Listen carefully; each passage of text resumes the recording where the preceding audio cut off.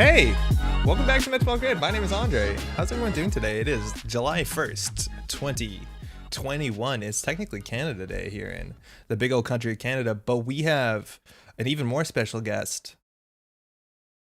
Pat, just wait, not yet. Okay. Can I? Yeah, you can now. Hi everybody, it's me, Patrick. Hey, how's it going, man? Happy Canada's Day. It's an interesting Canada Day. That's true. It is, yeah. Fraud. Yeah, I don't know how much we're gonna dive into this, but there's a lot of subdued Canadian celebration today for there's a lot of reckoning going on with Canadian history. It's pretty bad. If you don't know much about this, let us know. We can maybe dive into it in 5 minutes. Some pretty heavy subjects. I'd be interested to know if this spreads outside of Canada, because there's a lot of discussion within the Canada. A lot of things on fire. Yes, that's a lot of things on fire. Not great. How's everyone doing though? Otherwise, I just want to catch up on chat. Parallel, happy Canada. Yo, how's it going, Charles? How's it going? Setting up my chat boxes here so I can see what people are saying. Mark Andre, how you doing? Good games the other night. I guess it was 2 nights ago. That was a weird schedule. Seabass, welcome. Sid, how you doing? Macaroni, 70s PE teacher Andre. I got a haircut, and I guess I shaved at the same time. Yo, I got a haircut. It's a guy that I've been to. This is the second time. And I know you're getting a haircut in a mask, so it's difficult. But you know, at the end of the haircut where they give you the mirror and then you're meant to check the back of your head, like you have any opinion on what the back of your head looks like. Exactly. Is this good? And you're like, you tell me. I don't know. I don't see it. I don't know what it should look like.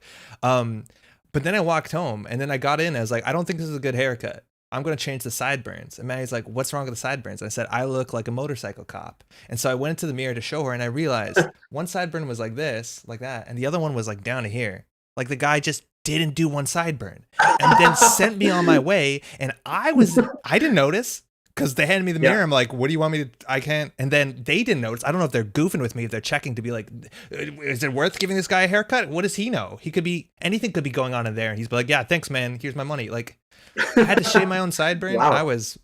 Jessica, how's it going?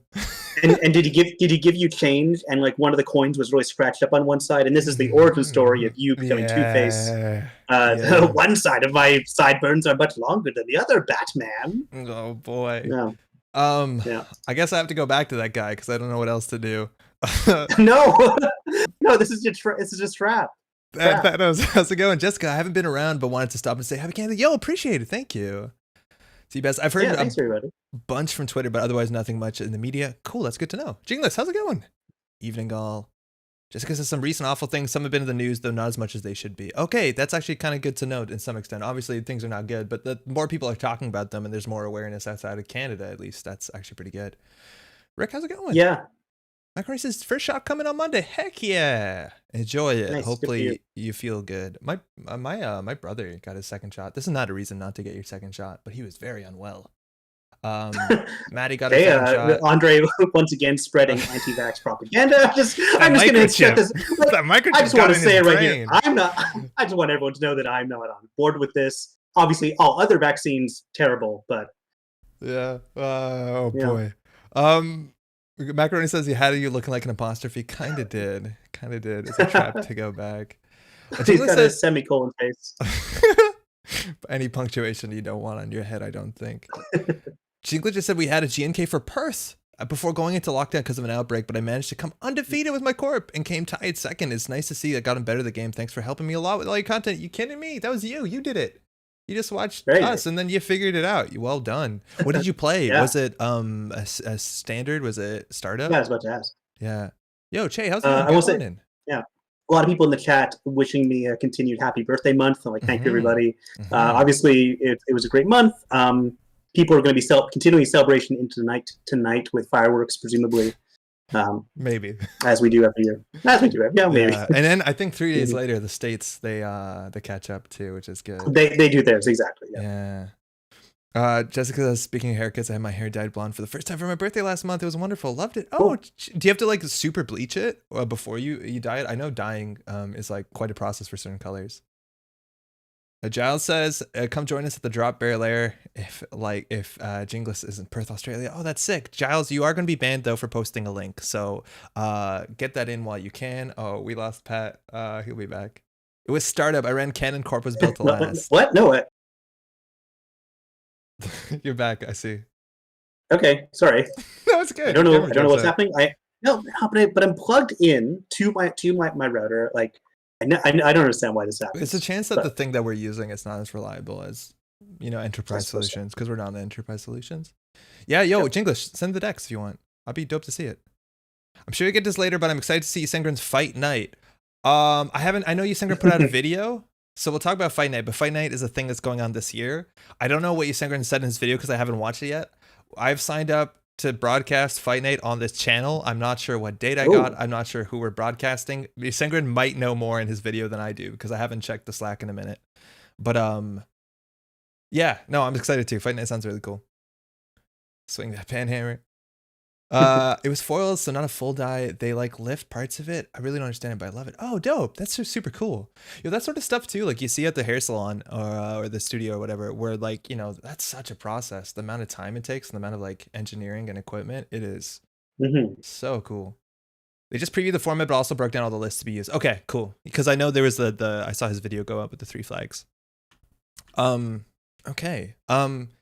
So Pat, 3 flags is like half an amusement park. I wouldn't trust it.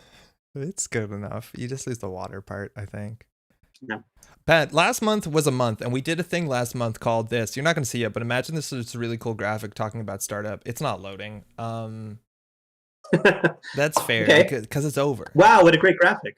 Startup month is over. We talked about startup. We played startup for the last month. I'm going to go back and actually on YouTube put all the startup content in its own, playlist, so it's easier to find all the startup stuff. I bring this up because firstly, there's another startup deck this week as a deck list of the week. We'll be talking about that in a second, and we will be playing it, which is exciting because it looks really weird.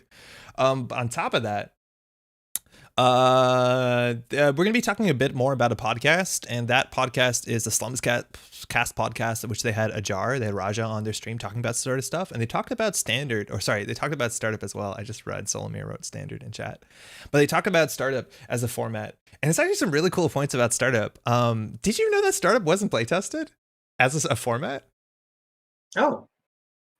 Maybe that's not exactly the headline, but basically when cards are tested, the startup format itself wasn't specifically tested. Like the meta that just had, Ashes plus system gateway plus system update, that wasn't made like in an educated way. Like they weren't looking at Ashes and thinking like what the meta needs, right? And like that's something that you might have noticed. Firstly, I really hope everyone had a good time playing startup or watching startup content. I think startup as an entryway, I wish the graphic worked, but basically as a way to get into Netrunner into a bigger format after you've played system gateway is fantastic. It is an addition of some really solid cards. It's also very easy to get physically if you want to, because all those cards are available from the same source online. You don't have to go to any secondary markets or even print anything if you want to. But it's a really cool, and what it was described on this podcast, Roger described it as like a stepping stone into standard. And I'm very interested to hear more people's their kind of their journeys, their processes going from like gateway to startup and then eventually to standard. And I reckon there's a lot of people that might stay in startup forever. It's also worth noting that startup as a format will rotate pretty commonly because startup is always like the last Nisei set +1. So, it actually will change. Ashes will leave startup relatively sooner than standard changes more radically. Like it'll have a more radical shift than will take standard to make a radical shift. Yeah, because we'll see like a third of the card pool shift rather than 1/10 or whatever rotation does to standard. Yeah, exactly. So that's actually really cool, and I'm always really excited to play more startup. Now, the interesting thing about startup as a limited card pool, it's something you might notice the more you play of it, and I think Raja called it even like more of a solved format. Like it's obvious what's the best stuff and what doesn't work. I think to some extent that's true because there's less options. There's going to be some things that are just work better than others. Like I think Jinteki as a faction within startup is largely terrible outside of personal evolution, just because they don't have access to good enough pieces to do anything anywhere near the same level as anybody else. But like there's some also weird gaps in startup. The idea is that like there's no really good tagging strategy outside of psychographics and retribution. There's no active tagging cards either, right? Like the amount of win conditions, it's definitely a bit lower than standard, and that should be expected. I don't really have a point to end this with besides that. Like startup I think is really fantastic. I'm really excited to see more startup and people are going to play it. I don't think it's a horribly solved format, and I don't think that matters unless you're like playing at the most competitive top tier. But I think for the majority of people who just got into this game, who are playing at startup, I don't think their goal is to like play the best stuff all the time, because if you do care about like competitive, let's go get them, I think you're in standard already, right? Yeah, for sure. I don't think I said anything smart there, but startup was fun, and I'm interested to see how it changes. And it's a really cool entry point. Yeah, we're back to standard land. You know, today is July. We technically said we'd only do startup for June, but we might revisit that. They just previewed the format, but also broke down all the lists. Oh, in the Fight Night thing, yeah. Startup was tested as a format. Wait, Jessica, am I wrong about this? As in gateway cards were tested within startup as a format. Ashes, I have no idea. Yeah, maybe it's Ashes that wasn't tested. Maybe I'm misquoting here. So we have a startup deck. Jinglish just posted these decks. This is undefeated. It is, it was startup, right? Yeah, this looks like startup. So 11 agendas. I love these smaller agenda suites as much as you can do punitive in Wayland within startup. I like the smaller agenda suites. It works better with the built to last ability. This agenda suite is pretty sick. It's almost all positive tempo stuff, hostile, super positive tempo, sandbox, Atlas, sort of off-world office as well. You got your good stuff. You got your good money. NAPD Cordon. I think these lockdowns are underrated within this format. I think they're quite something. You have Sansan for fast advance, Malapur just for value, I guess. That's fine. It looks like no nonsense. And you see the sentry problem you have within Wayland. It's just like 2 archers and then a ballista. And I have no doubt this felt terrible. I think Magnet's probably really good in startup where there's even more Botulus. I think that's the only thing that hurts really in startup. And Horde Mapshard is good. Palisade, Aket. And hey, no Pharaohs. That's why the deck went undefeated. Sure. I have a question about the agenda suite. What do you think about the balance between sandbox and office? Like, you'd think you'd go 3 in 1, right? I don't know. Like, I would go 3 sandbox and 1 office if I were doing both those agendas. I think it might be I think that if you're going into standard, I think that's more likely. But within startup, you don't have access to things like CVS or macrophage. So getting like just 7 credits now is probably better because I don't think you're going to spend a lot of times purging, and you're not going to get those like free purges in standard. So honestly, I there's a chance that 2/2 is good. I would even maybe go more on off-world office, but there's probably a lot of viruses within startup, so you still do want to purge. But I think you're right. Yeah. If there was like CVS in the format or something to get you that free 4 credits, then I'd pursue this a bit more heavily. Yeah. You could also drop a hostile, which is wild. Like you could drop a hostile, get another card slot because we're on 19 points of agendas. But again, if you need to get your best sentry, gotta play hostiles, I guess. Magnus saved your butt constantly. Oh, that's good to know. Rogue Agent asks, is there an Eternal format? And if so, is that anything you would stream? Yes, sort of. So Eternal is a format. And this is another thing that Nisei by no means is playtesting or is balancing anything on Eternal. Eternal is basically the whole format. There's every card of Netrunner in all its history. There is no ban list. I don't even think they banned the stuff that was printed by the players at Magnum Opus. I don't think there's no ban list for Eternal? Maybe I'm wrong. Ooh. I think you're wrong. Let me look this up. Tanuki says, I finally dragged my son away from Marvel Champions to Netrunner with Gateway, and he loves the mission fleet. Oh, that's so cool to hear. I'm glad he's liking it. Most of the time, Eternal does have a ban list. What's on it? Like hired 24/7 news cycle. What? Friends in high places, hired help. Yeah, and also Aaron Marone, Blue Moose, Faust, Rumor Mill. Like the stuff you kind of expect, right? Like it's the stuff you expect. Contract. But I thought the deal with Eternal is just like do whatever you want. Like there's no God here, I'm afraid there is no do whatever you want format for Netrunner. Okay. At least as far as Nisei is concerned. When it comes to Eternal, that is not a format I think I'm interested in deck building or playing. A lot of that is like the strongest stuff. And you have a lot more access to like negative play experience stuff. You have a lot of like really brutal stuff. Like the idea is that cerebral imaging 7-point combo is it's easier for that to be a solved format. Because you have a deck like Cerebral Imaging that can score 7 points from hand on turn 4 or turn 5 consistently. So there's not a lot of reason to play anything else unless it becomes everyone's like teching for that. So you need to counterattack and build another deck. So in terms of the Eternal format, it's not something I'm excited about. I'd be much more excited to watch a tournament, maybe like you are, and commentate it and see some of the old cards. But I don't think I'd be excited to be like ShadowNet account siphon for like the 12th time. That might not be an accurate description of the format. I wonder if Rogue Agent would be more interested in Snapshot, since they seem to have all the FFG cards. Yeah, Snapshot's actually a really good format. Snapshot did include at least one rotation, so it's like it's not all the FFG cards, but yeah, it is like when we went to Magnum Opus, like I felt like that was a pretty fun meta to be playing in. Like I had a really good time playing in that tournament. So yeah, so Snapshot I recommend. Pat is looking up these, which you can go to Nisei, you can go to, what is it, under players, I think, supported formats. Snapshot basically. Yeah, this is basically what a Magnum Opus 2018 looked like. A Magnum Opus 2018, if you ask me, had a really fun meta. So this is all the not all, mind you, not all the FFG cards, because there was rotation before that, but It's a lot of stuff. It's like creation control onward. So you lose the first cycle, I think. It's good. I think that's the closest to what you're looking for. And I think this is probably more fun than Eternal. But I don't think there's actually that big of a difference. You just lose the Nisei stuff, really. I've been loving Startup. It allowed me to start understanding deck building. When I do in Standard, I'm overwhelmed and outclassed. That's a really big thing. The card pool is so small. You can open up all the ice that you have access to, and it's like, oh, I can make decisions here. Are we sharing deck lists? There's a cool one that showed up 2 SCs last week. Yeah, I saw him if you posted it. We can take a look at it. Magnus say my butt. No Ferris anymore. I updated the deck list with the stream. It gave me feedback on last week. And it's much better now. Oh, super cool. Eternal's about to be revamped. Oh yeah, Giles, right? That's true. I know there was a couple people talking that they were testing Eternal to get some sort of like ban list or some sort of like balancing so Eternal can look a bit better. Have you heard Lost Geek's plan for Eternal? I have heard a bit about it. Yes. I love Snapshot. Yeah, Snapshot was a good meta. Boo banning Slot Machine, the most fun card. I'm not at all happy. We'll talk about that a bit. There was like a lot of feedback about the recent ban list, and I think, oh, I don't want to open that. There's a lot to be said. Oh, because you asked Solomir. Yeah, we'll get there. I just opened that. I didn't even read the link. I gotta get better at that. We'll get to that. We'll talk about that for sure. But we'll start. You need to read links before you click on them while you're streaming. Like how many times we have to tell you. So this is SirLoathing's deck. Just because we trust Solomir doesn't mean. Yeah, I know. Yeah, there's things to be said about that. I'm glad there's a lot of conversation within that thread, because I think that's really important. So this is Widowmaker. It has 40 likes. That's a huge number. What does she say when she ults? It's been a while since I played Overwatch.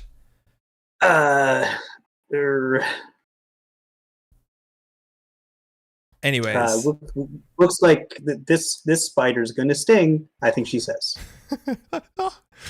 There's a big write-up here. This is a Mirrormorph deck list. A Mirrormorph is actually really fun. Basically, you want to do 3 different things with your first, second, and third actions to get another action to do something else or just gain a credit. And this deck list looks to be like entirely a clearinghouse kill deck. I think this is our only win condition because scoring agendas seems pretty difficult. Like we probably could do it slowly with the Costa, like you can do install advance. But in terms of like scoring behind ice, like we have Braun and Ansel. That is the biggest our ice is. Ravana, mind you, is like really good in this format, I think.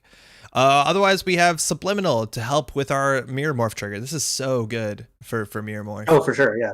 We have a single Seamless, which is cute. We have 3 red levels. Next activation commands also really good if you do install advance on a 5-3 on top of a Lacosta grid, because that ice they can't like deal with it in.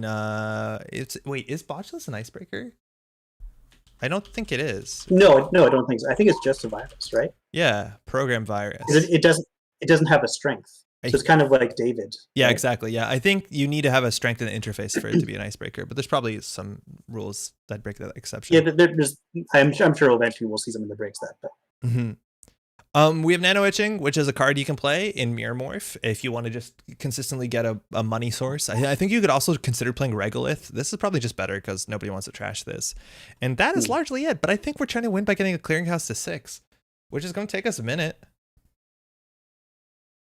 Yep. Yeah. Your next activation order, the turn you clearinghouse will go lethal. So that's the idea. So we'd have to like get that up to 5 and then hit this and then Lacosta gets it to 6. How's it going? Exactly. It's a real deck list might be full of memes. I Netflix's deck in 1. I felt bad because it seems like a negative player experience. Is it? I just don't see how this is that strong, right? Like the ice is not that good. We're not like hinging on some not broken, but like anoetic, like some of the stronger defensive upgrades. We don't have a lot of agendas, which is like very true. Like that might be a struggle for the runner. We also we have sprint, so we don't have recursion. So if they trash our like 3 clearinghouses, oh no, we have archive memories. Let's try it. Yeah, I'm down. Let's try it. Activation command works to score ice behind Biroids. Yeah, no, that's always a big deal. The next activation stops you from being able to click through Biroids. And with our deck being mostly Biroids, like that definitely does help. But I don't think a lot of times runners are going to be clicking through so much of this. Maybe they do click through that and sell a fair bit. I don't know. Let's see. But you're right. That is a hell of a card. A sweep and no punitive. Yeah, it seems like it'd be a punitive list, but that influence went somewhere else. I'm just going to import a deck. Nano Etching is also good for getting another click action for Mirrormorph. Yeah, no, totally, Chris. And that's why like I think you can also do with Regolith. You'll always hit that every turn to get that free 2 credits, and then you usually get a click after. Not a lot of games tonight. I'm worried that it might be interesting. Canadian holiday. Oh, we have to write startup on this. But there's not a lot of people playing tonight. Corp. Startup. Cool. So let's see how this goes. I wonder how many lethals we can get. It is pretty quiet, huh? No, I mean, I haven't checked in on Hideki in about 2 weeks for playing, but the last time I watched you, it was still fairly active. So there's usually about like twice as many games or players at least. Yeah, right. I don't know. Yeah. Like it says 10 games, but half of these are like half full too. So like doesn't seem like a lot of activity tonight. So maybe if there's anyone watching in chat, you want to dive in. Always that's really excited. Unless you specifically tech against this deck. In that case, you'll get your win. Yeah. But will you feel good? Will you feel satisfied with that win? Who's to say? Corey says Mirrormorph for no MCAAP. Yeah, it makes you sad. I feel you. It's really, really strong, but not in startup, unfortunately. This is good eye. Let me turn off stream. All right. Wow, this must be another Australian runner. What do you say? Well, because of their name. It's how you say hello. Good eye. Oh, I see what's happened here. Yeah, I know. That's why people like me. It isn't. Done next on a bit. Oh, no worries. Boo, Pat. Has no updated the ban list in JNet yet? I assume so, because JNet works with Nisei, and that was legal as of like 2 weeks ago. I might not be entirely. I'm not entirely sure. Ooh, Kit. That's cool.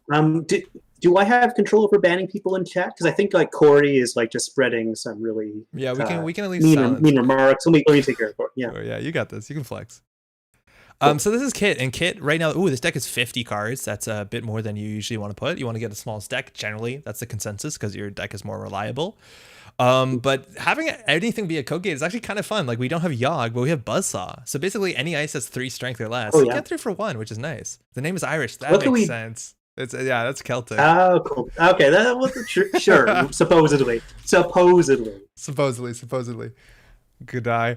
But also we have we've got some decent code gates anyway that we can use to sort of absorb her ability. Yeah, you generally want to build around it. But this is nice. Like you just Eli and nano etching, you have Managarm. I'm not worried about centrals. Like maybe Riel, they can drop a what's it called? An early conduit, but I don't know. Yo, Cody, what's up? Finally able to catch a stream. How you doing? I saw you in the Sengrin's stream chat the other day. It's been a bit. Euler deck? It could be Euler. No, you're right. Euler is also really strong. Ooh, okay. So we want to do 3 different things, and that's actually very hard because we can't. Oh, interesting.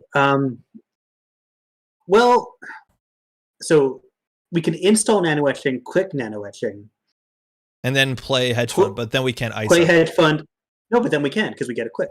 Yeah, but you have to do something different. So we already installed that thing, right? No, so install, click, operation, then we get a click. Right, but that am I wrong click, about how? So the extra click that you get at the end, you have to spend it doing something different. So you can't install a second time the turn. You know what I mean? When the third completes, you may gain. Yeah. Oh, take another different. You're right. Action, I'm sorry. So I did. Install. Yeah, I forgot how Mirrormorph worked. My bad. No, that's all good. So I think we're just gonna do this, and I think if they run this, we're fine with it. So we're just gonna hedge fund. Yeah, let's just hedge fund. I don't think we're gonna get HQ pressure. You were in a stream? I think you were. Weren't you in the chat? Am I wrong? Oh, I feel really bad if I'm wrong. Maybe I'm wrong. I don't think you weren't in it. You were watching it. Hedge ice credit. I kind of like getting this down because once this is down, that'll mean that next turn we're very likely to have, as long as we draw an operation, we're like way more likely to have. Okay, if we lose our brand, that's the worst case. We lost our brand. Might have been good to protect the win con in hand. Yeah, but I don't expect them. Like I was not expecting imp run HQ. Like I think if anything, they maybe jailbreak HQ or dirty laundry HQ. I did not think they would imp. Yeah, you kind of expect their influence to be spent differently than that. Like imp is 3 is like nearly 3 a third of their 10. Influence. Yeah. Okay, so we're definitely drawing here. So we can play an operation. We can install and get click. I think we just want ice for centrals because that imp is going to do damage to us. Yeah, let's try it. Cody was in chat. Okay, that feels better. So they have no breakers. They're going to start with 1 credit, which is not a lot. We definitely would want this. I don't think we wanted a clearinghouse this early. I think we just take the ice. Oh, I forgot it was 2 cards. That's fine. So we want to get this on the inside because they'll have to click through it, and then we have a click left, and we can nano etching. So we'll put this on. Magnet can go on the outside later. I think. Yeah, exactly. I think I'm worried more at HQ. So we'll gain a click. We'll res this. We'll gain 2. That's good. This seems good. That's a good turn. Spending 1 of your cling strong is very useful. As weird as that is. No, Corey, you might be right. Draw actually was probably a better turn 1 there. Yeah, drawing is honestly not bad at all. We're meant to be HB. We're meant to be always building. So they dieseled. They have 1 credit from Rizeki, and something can come down cheaply. Diesel MZ sometimes means Euler, and they're on an SMC, so their MU has 1 left. Okay. Yeah, probably a Hushuk. Hushuk right now, yeah, Hushuk is at 3. That's true. Yeah. So, problem is, nano etching takes up a remote. So I feel like we have to build another remote. We probably shouldn't have iced this. We probably should have just left this and said, like, you trashed it, you're fine. It is weird that we iced it. Yeah. Yeah, I think we should. They would not have trashed this. We would res it and we would be a 5 credit swing this early. No, I think that'd been bad. Okay, let's draw. We should plan our turn. Do we want to score an early Vash run? I don't think so.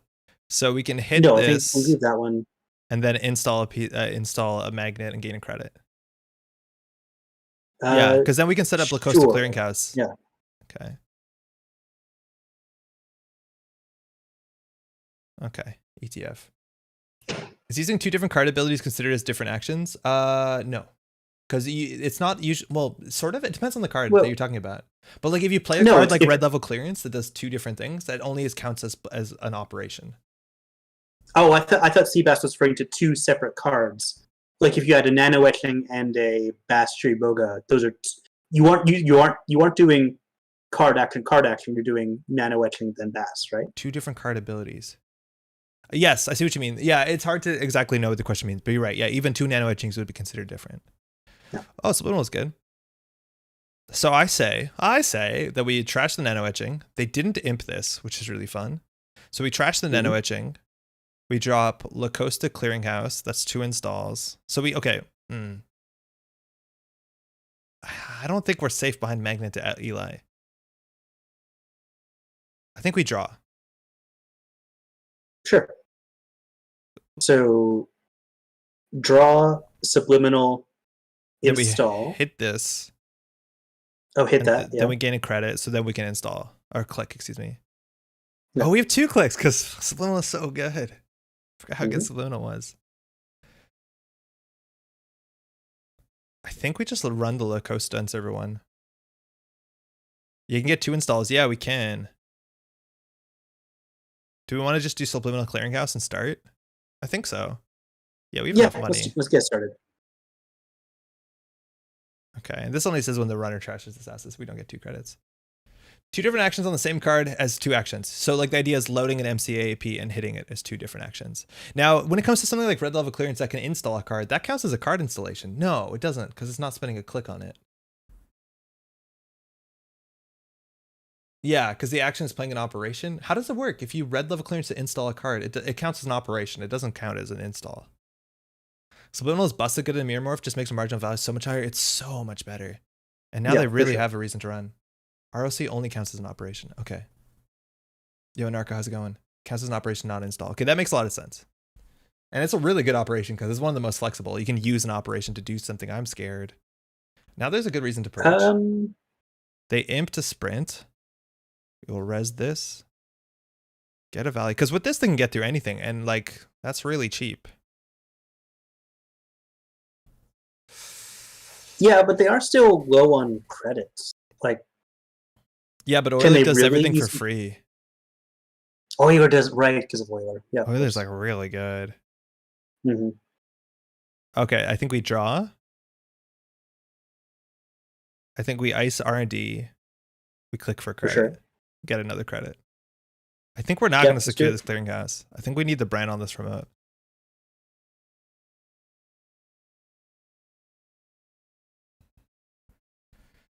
RC to clickly install CVS on the turn, you FA out. Chef's kiss. So good. There's so much cool Mirrormorph tricks. This is deck of the weekend, Arco.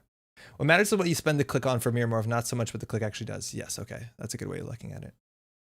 Now you spend a click a turn advancing your house. I don't know. I don't know if we can afford it. I kind of like this because it looks like it's not an agenda. Because if it was an agenda, maybe we'd advance it once or scored it. Because if it's not an agenda, it just looks like an awkward Managarm. Oh, that's not true because we destroyed the thing to do that. Okay, not sure. But maybe it's just a bluff. Maybe we trashed an asset with an upgrade. Oh, it's so good. Okay, so we definitely do Subliminal. Managarm. Oh, not going to install ice? Yeah, Managarm's probably better here. Yeah. Managarm seems better. They don't have a lot of money. I want to do Subliminal Managarm. So that's 1, 2. Then we can click for credit. Then we can seamless launch it. And then install a brand. You picking up what I'm putting down? Yeah. Okay. Yeah, sure.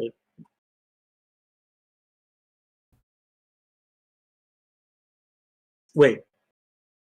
But now we don't get the... Oh, no, we did. Okay. We did, yeah. Okay. If you're planning on overinstalling a server, always manually trash first for my game. Solomir, I think you're right. I was considering it at the time, but did not do it for no reason. Would this not be better with Urtica or something to fork them with? Maybe, but they don't know our deck. So, well, they do specifically, but they might not. Our HQ is pretty bad. So if they end up with less than 5 cards in hand, they will die. Oh, there you go, Buzzsaw. There it is. Okay, so they're not lethal. Oh, Spawn is so good. Oh, that's so good. That's pretty good. So good. Wait, what does this mean? Can I use non-icebreaker cards to break subroutines? Okay, so they could still Pelongi. I think we just purge here, though, right? No, it's definitely better to play next. I think it's better to play next here. I don't think we play Subliminal. I think we do draw, credit, operation. Draw, credit, operation. No, yeah, you still play Subliminal anyways. Yeah, right? Because draw, beans. That's fine. They can't win with those. Then we do this, credit, gain 2 clicks, credit. Well, that has to go second. Oh, it doesn't let us credit. Because we have to do something else. Can we literally do nothing? Okay. Oh wait, I'm just gonna get the credit. I'm just gonna do this. Imagine I meant to take a credit. Yeah, we would just take a credit, and then it won't let us play this because of the way things work. Oh. All right, can we undo a couple clicks here? You can always get a credit. Yeah, I want to play this thing though. There's no way you can boost through next activation with Buzzsaw. You should probably. I can't play it because we played an operation. Ugh. It's a bit goofed. How do we fix this, chat? Do I just do undo turn? I feel like we just do undo turn. Yeah, I just want to do undo turn. Yeah, it's gonna be the easiest, I think. Can you type that in? Kindly? Huge. Thank you. Okay, so we won't goof it up this time. We'll draw. Draw. Credit. Play an operation. Gain a credit. Planned. Perfect. Okay, yeah. Good. All right. So it has 5 advancements. It'll have 6. That's what they call me. They'll have 6 advancements. If they don't trash La Costa, they have to deal with a bunch of ice. We only need to keep no money, and we have a Managarm. All our ice is +2 strength. Clearinghouse, ooh. It definitely pushes the issue. Okay. Mirrormorph felt really good this game. I think we fired it almost every turn. I think so. That's what to say. Okay, we can just res everything. I don't think we have to make concerns. 8 strength code gate. What do they do? Boost 8 strength code gate. How good is an 8 strength brawn? And they can't click through it. They can't click through it. Strength boosters just ruin these fixies. That's all 17. Right? No way. Whoops. Mirrormorph has felt good since Ash's release. Don't at me. I think I'd really need Subliminal. T400, yeah, T400 would do it. T400 would buy them a turn. That's the reason why you considered advancing it. Fire all. Okay. YOLO. We got another Brawn there. And they can't win off of HQ because of Manju of Asheron. It's a very strong card if you're going for a degenerate win condition. Yeah. Maybe we only have agendas on top of R&D, though. That's where they have to go. They have to be somewhere. They have to, like, Hushuk, or Hushuk, then a run on. They still have to deal with a 6 strength Eli. Like, they can double click through this, but this is 6 strength. It's also not a code gate, mind you, right? Because Kid is the first time you encounter an ice, and they've already encountered the Brawn. Yeah, and Pelongi is only once per turn, right? Yeah, fire all. Okay, so now they 100% can't win. Yeah, the Who Should Call was right, Pat. I think that's why the imp is in there. Mm-hmm. They also can't click on that. No, they can't click through these. Next says +2 strength, and that's it. Do we res the on sell just to be rude? I think we do. We don't need money, right? Yeah, I think so. We're rude people. We just have to let them know. They're a new player. Like, they have to learn at some point. Yeah. Yeah, what's up, Son? Yeah, they can't click through because next activation. So, yeah. Man, this card feels good. I do like the lockdowns. Especially in Startup where they can really shine. Yeah, they shine, I think, a fair bit in Startup. Mm-hmm. Oh, this is mean. Fire all. Okay. Look at trashing. It's got to be Buzzsaw, right? Does it? I'm just gonna trash the Pelagi. I don't like it. You make install a card. Is that what it says? What does this card say? What does that say? Nano etching? Rude. I can't. What does it even do? It says install a card. Okay, yeah. And then they can't steal. So it's a Vashon. So they can just steal it. They can't steal it. Mm-hmm. Patrick confirmed rude.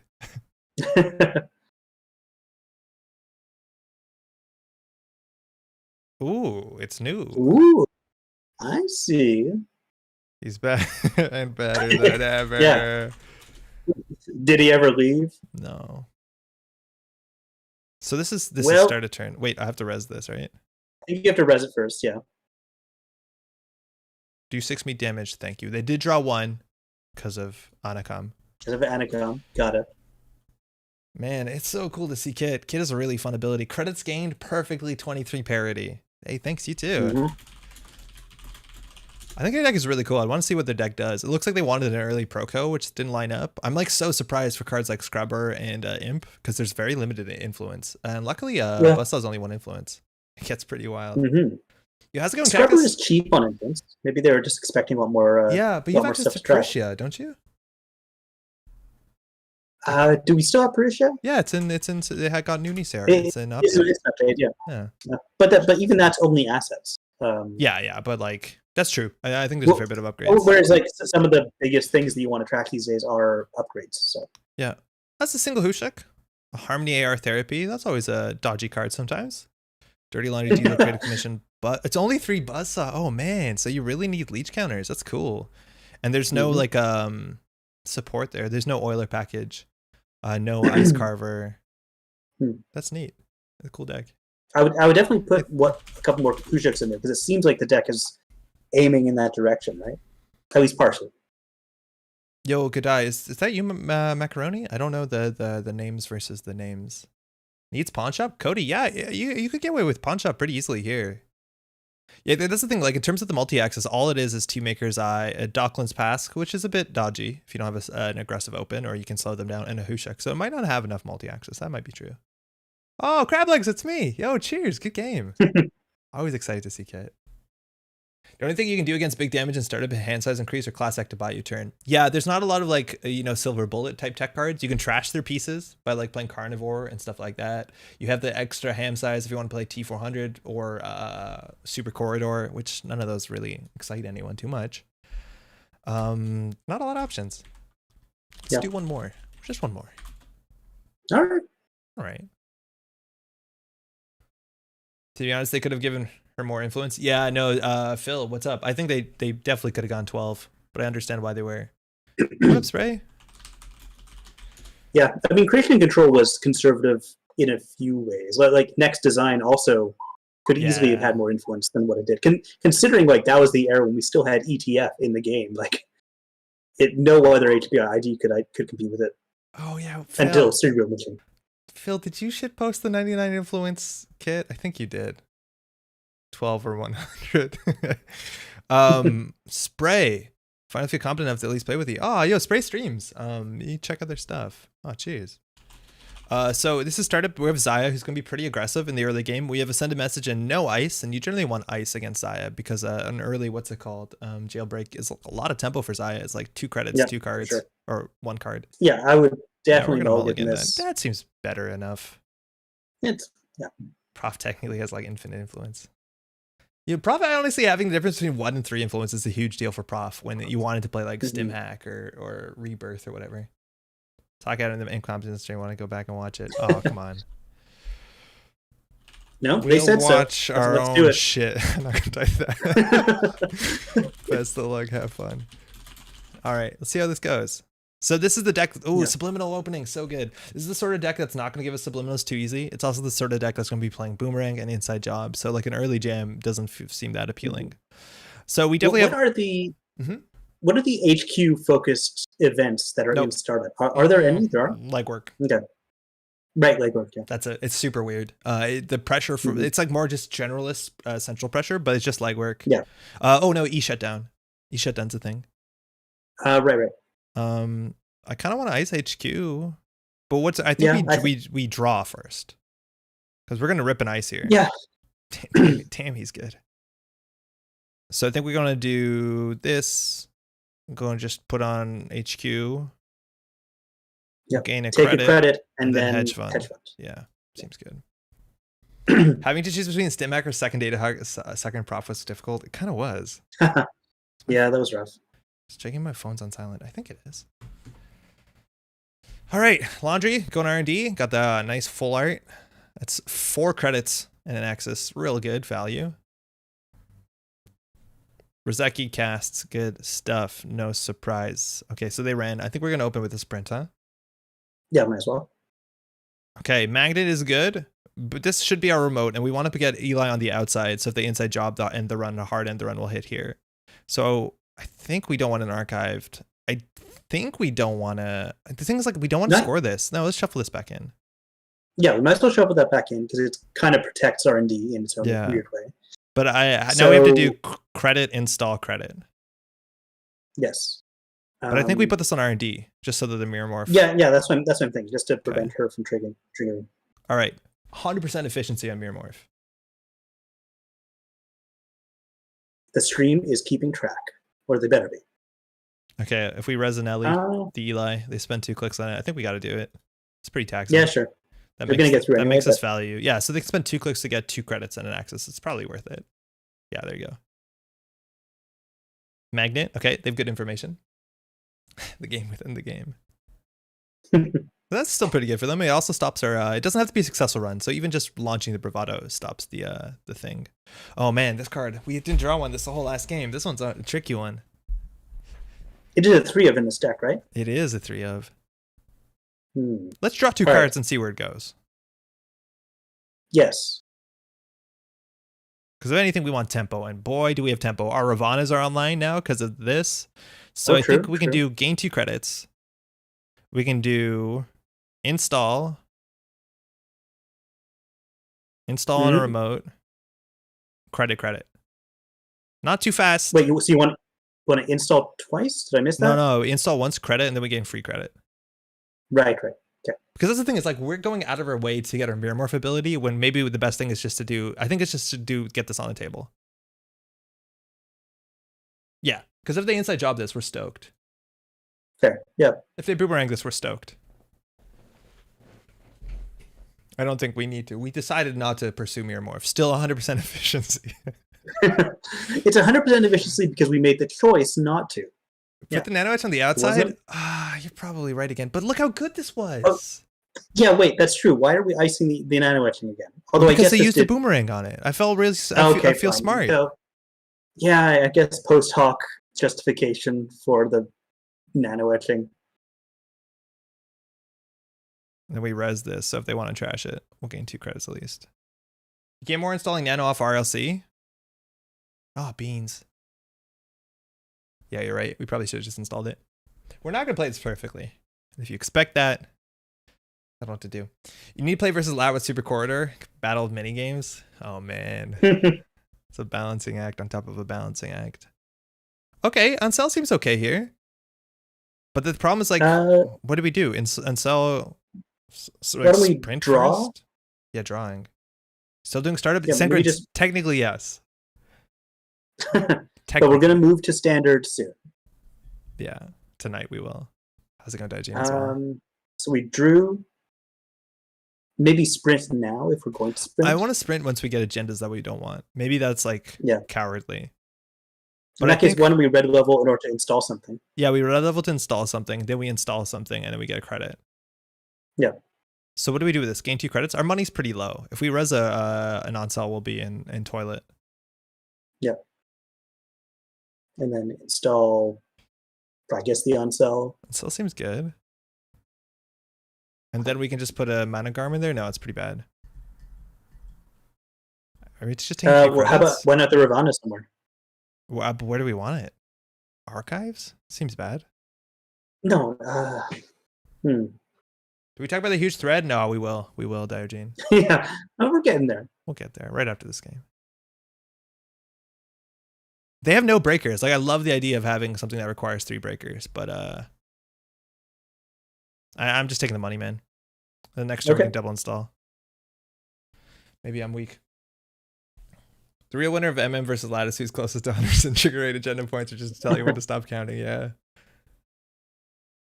You would have just spent the extra click on getting 2 credits anyways, and then they might not spend the boomerang. Yeah, I want them to spend the boomerang. Oh, they have 1 billion cards in hand. They have a lot of money. Oh, but we got subliminal, so we're the real winner here.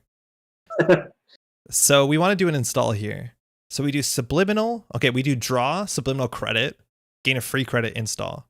The problem is, like, we need a double install because we need to get mana garm and I don't know why we're trying to get this out early. We need a Lacoste or we lose. Man, this one's tricky. I mean, okay, so install clearinghouse, subliminal credit, then credit, and then install, right? Something like that. I think that works. And then we do another install here. Do we do the Ravana or we do the big old Brawn? I guess we have the money to do Brawn as well. And that would mean that would be a 3 icebreaker server. Yeah. Okay, that's good. Oh, I don't. Sorry, the chat's not scrolling. Sprint to get your combo. Yeah, maybe we should be sprinting aggressively. I feel like we want to sprint just because HQ pressure is going to be alive and well in Zion. We have no way of dealing with that because we don't have a spin doctor. Like, I feel we need this to solve Flood. And we're not going to be good with Flood because we don't jam agendas. So maybe I'm playing too conservatively for the matchup. We'll see. But they have 15 cards. They're also, I think Spray's going to drop down a Sneak Door. Oh, talk about the hardware. And now they can double click through this for 2 accesses, 2 credits. So just wait for them to get their cleaver. We've got Ravana. Yeah. Hold sprint for tucking. Although you're right, they might have that. Yeah, loathing. Sprint for tucking seems right. And also, it's worth noting that Class Act is one of the few counters to Clearinghouse. If you ever get it to 6, you can buy yourself a whole turn. Through a jailbreak and gamble. What is their hand? Must be breakers, huh? Ooh, another subliminal. Oh man, we're making out like bandits. Okay, I think we do this. Do we draw first here? Nope. Okay, yeah, I think you might be right. But I'm thinking we advance, we subliminal, and we install. So we might as well draw first. We might as well draw first. Yeah. Draw. That's fine. If they steal it on HQ, we're okay. We hit that. We advance this. We gain a click so that we can install a card. We'll install this on HQ. Take a credit. Yep. Force them to put down the Sneak Door. What was that whole turn sarcasm? I don't know, Thanos. I don't know at this point. Whose list is this, by the way? Is this Loathing's list? No, whose list is this? This is your list, Loathing. How did I not notice that? Oh, that's embarrassing. Well done. Thanks for posting it. You did a good write-up, too. Appreciate that Jaina's still yelling at you for bad clearinghouse res timing from the last game. Oh, man. Oh, man, we're getting away with murder with this thing here. State it'll buy you a whole turn for Class Act? It's not the worst, because sometimes you need that draw to get into your boomerang or whatever. Like, it's one of your better options, and out of a limited card also, if your opponent plays a lockdown, like, they might not have the same lockdown again next turn. So buying yourself a turn, it's like teaching the horse to dance. From that book, Moat in God's Eye. Yep. I'll explain. I'll explain after the stream. It's kind of a maybe that was reference just for me and 60-year-old sci-fi lovers. They can't have Amakua. There's no punishment for having this. There's no bank job. I'm glad with that bank job in the format that, like, doing something like this isn't just, oh, you lose the game against, like, limited format criminal. Yeah. Because 7 credits, oh my god, throw away your pad campaigns. What are you doing? They must think that we're flooded. Like, I'm surprised there isn't HQ pressure here. But they might think this is just an agenda. I'm surprised they haven't even tried R&D. Pat. Damn it. And they can't actually get through it. They can't get through it, which is nice. So we'll actually end the run here. It does mean Subliminal's off, and they will get 4 credits, but it's better than Axis sometimes. You shouting out SirLoathing must have been super confusing for you and Andre. I assumed it knew it was his list. I missed that for some reason. I apologize. It was on white. It's white on white on Netrunner DB. It's hard. Okay, so we're not getting our best friend. We have another agenda. They have 19 credits. We haven't seen a mutual favor, which is another good reason sometimes to ice up archives. So we do advance. Do we draw? Oh, we got to get the Minogarm on there. So we draw, we hit this. No, we just do credit. We install this. We hit this, getting credit, because we just need money. I forgot to put this on the other remote server like a year ago. Yeah, 15 seems good. Sprint now? Yeah, maybe. I'm not that worried about Vacheron, but maybe we should be. Maybe sprint now is actually totally right. Change. Yeah, sprint now seems okay. Getting rid of 2 agendas is good, and we wanted an operation there. Oh, there you go. There we go. There we go. So brand on the outside is bad. The on-sell is going to be a huge issue for them. Oh my god. So we have to res both of these. Yeah. On-sell is a big problem. Oh, yes, and we can just trash their buzzsaw if they don't click through it. So no matter what, they can't steal this, right? We install one card from HQ or archives. We have archive, so even if they clear, it's not that awful. Yeah, and it's not the worst. But here's a problem, because they can't get the programs trashed, because recursion is like a huge limited resource in this deck. We're on shambles, our economy is shambles. They probably click through this. And so they probably click the trash, which means they can't steal trash. So no matter what, we're okay. I think we're totally fine here, because they can only break 1 sub. Let's see what Spray's thinking. That's a hard face check there. Oh man, Rototurret 2 is in the list, which they trashed. Okay, so we fire Unbroken Subroutines. Yeah. Do we have an install here? Yeah, we have another nano etching. Oh my god, double nano etching. Nice. What does it mean? So they can pay to continue. They can't steal. But would they? Because they can't steal and they can't trash. Getting the info though, it might be worth a credit. Sure. Yeah, finding out that it's in America, definitely worth it. Yeah, it's only 1 credit. True. Yeah, no, Solmir, I think for 1 credit, they might want to check this. Because of knowing that whether this is a difference between a Managarm and the difference between Anoetic is worth knowing. And now they have perfect information for this remote. I still think this remote is real trash for them. And we haven't seen a leech yet. Yeah. At least they made you spend 12 credits. Yeah, we spent a lot of money. Oh, we're sprinting this hand. Okay. I'm going to keep this Toss one. Away. No. I think so. Okay. Then we have to do hit this, advance. Right? Yes. Yeah. I wonder if it's ever right to just advance this to 3. Yeah, Timmy, what's poppin'? We're playing the Decklist of the Week. How are you doing? Welcome. Pat's here too, which is always a nice surprise. Hey everybody, it's me, Patrick. Yeah, Daijin, I think we probably should have advanced this more. We didn't have a lot of money, but it's not that we need money for this remote. Yeah, maybe that was wrong. 18 credits though. Like, what does it cost them to manually go here? 4? We'll find out soon. Ooh, all right. They're gonna pay an arm and a leg. Click 1, the runner clears it out. Yeah, you're saying good without the chat delay. No, I'm kidding. Yeah, I think they do. They need the inside job there. Should consider just firing the clearinghouse and putting in a new one. Oh, I think you're right. I think that was way smarter. Yeah, for sure. That was way smarter.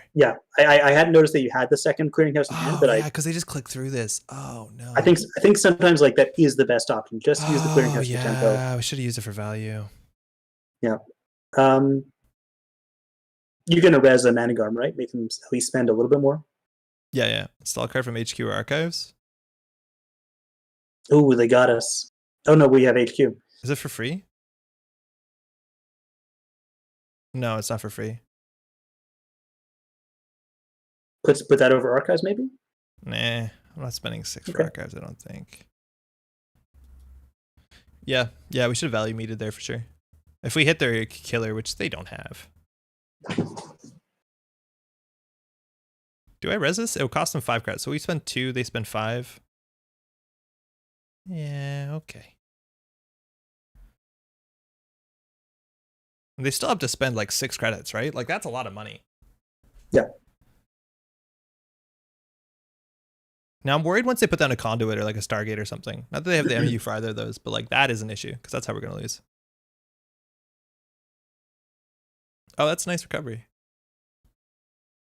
Okay, so we do install, hit, advance. Install nano etching. Yeah, exactly. God, this farm is really fun.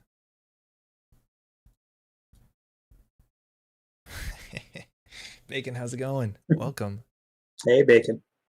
So like we didn't fire for the 4 damage, but they ended up spending like what, 11 credits and an inside job. Yeah. It was like a whole turn, 13, 14 credits. I don't know. Maybe it was correct not to fire it. Maybe it was okay. Because right now they're a bit more in shambles. Admittedly, we are too. Yeah, and they might not be on 3 inside jobs. Yeah. And I think at this point we archive memories to Managarm, or it keeps the on-cell honest. The on-cell install of Managarm is disgusting. Also, stacking sentries is good once they get their bug alter down, because then they have to pay full cost. This one's a bit plotting, huh? It's going to take us a while. All right, double clicking. Oh, no, they may probably pay. They can't pay 4. They can't pay 4. They have to double click this. It's not worse. Cards like this make it better. Double clicking for a single is bad. Double clicking for a single with Bravado, Zaya, and Penny Shaver, not the worst. And it's actually very likely to be an agenda. Wow, okay. What if they disable these? I think they do want to take them down. Oh, that's good. Seamless. They don't have a lot of cards in hand. Fascinating. I think we get a Managarm on server 1 though, right? I liked what you were saying about keeping the Ansel honest, but yeah, I think we do preemptively put the Managarm down. Would it be better just to let Eli fire? A Rash, maybe, but then they're spending 2 clicks to get another credit with Bravado, another credit with Penny Shaver, and an actual access. So, not 100%. Yeah, well, they're getting a little bit better than what 2 clicks would get them otherwise, right? Yeah, especially because of their board state. They weren't doing anything that very exciting. So maybe. Sorry, Pat, I cut you off, though. You want to keep that honest. Oh, no, I think you're right. We install the Managarm, then we etch. So that's Operation, Managarm. Oh, we didn't advance it, though. I feel silly. We have to advance it so we don't threaten this. I think that was a goof. That bought him another turn. We haven't seen a Boomerang yet either, and I think Boomerang R&D is what we're scared of. I think we need to get the Brawn on R&D stat, because this is their weakness. Barriers. They can't double click. I wonder if they're just like respecting Uncell enough that they're not smashing HQ. Oh, there you go. That's fine. Yeah, let's res it. It's a good one. How do you get those sweet full arts in JNet? If you donate any amount to the JNet devs, and that money goes to server, keeping server costs up. Once you go to your card section, you'll see every time you look up like Dirty Laundry, you'll see all the Dirty Laundry arts in the art viewer, and then you click on the one that says this is my default. So donate money. You'll find a link in the about or the help page. I forget. Wouldn't Conduit be the scariest thing currently? Kind of. But like they can't afford to break this for 4, and they don't have the MU. So sort of. All right, let's see if they get. This is a good time to get the Vacheron, right? Because perfect 4 turns is going to be a bit. They know our whole hand. Yo, Parallel, how's it going? Evening. Weren't you here at the beginning? No. Yeah, you were. Evening then. They got 4 credits on that because they got 4 accesses. Oh yeah, they saw our hand. Sorry, there was no Vacheron chance. Oh, into Maker's Eye. There you go. That's their multi-access. Got called away for dinner. What'd you have? This could end the game. Well, technically not Vacheron as a card. Now I thought they'd get one, but what's really unfortunate there is they did their Maker's Eye and their legwork on a certain turn, and Uzziah only says once per turn. So sometimes you want to spread that value out. Okay. So we advance, we hit, and then we ice up R&D because the game is entirely an R&D at this point. Yeah, fair. Gain a click. Do you like Uncell or do you like Brawn better? Because Uncell Brawn is more expensive. Because eventually they'll get down to Bug Alter, and Bug Alter breaks this for like 3 credits. I think we have to go Brawn. Brawn's always annoying. Yeah, I think we go Brawn. Okay. Seamless? Seamless isn't lethal, really. Like, they'll definitely drop to 3. I think soon, like, we want to do Seamless on the same turn that hopefully we draw into our lockdown, and they just saw 3 untrashables. Uncell, I don't know if Uncell's better. I don't know if Uncell is better. Because once they get the Begalter down, Uncell's, like, not that expensive. This is always expensive, right? Like, this is a minimum of 6 credits, or a Boomerang, and they let us fire that ability, which becomes an Uncell that we can't afford. They 0 agendas 2 cards deep. Oh yeah, right, they had Penny Shaver bucks. They're going to be charging us remote soon. Mutual favor, they threw out a mutual favor, so they have a Begalter in hand. So the magnet's no good. I think we give them. I'm confused. Why is Mirrormorph activating for clicking nano etching twice? Because this is considered 2 different abilities. They are technically unique abilities. They are different because they're different cards. Yeah. That's at least how it works, Litterbug. If they trashed nano etchings a while back, you'd be quite sad. Yeah, I think they definitely should have bit the bullet. Yeah, you definitely trash this because this is entirely all our money. We made like 20 credits off of these 2. You definitely need to bring these down, especially because their economy is okay now, and it only cost them 1 to break it down, or 2 with the penny shaves. Okay, Pat, do we want to threaten lethal here? Do you want to push it? We definitely do this.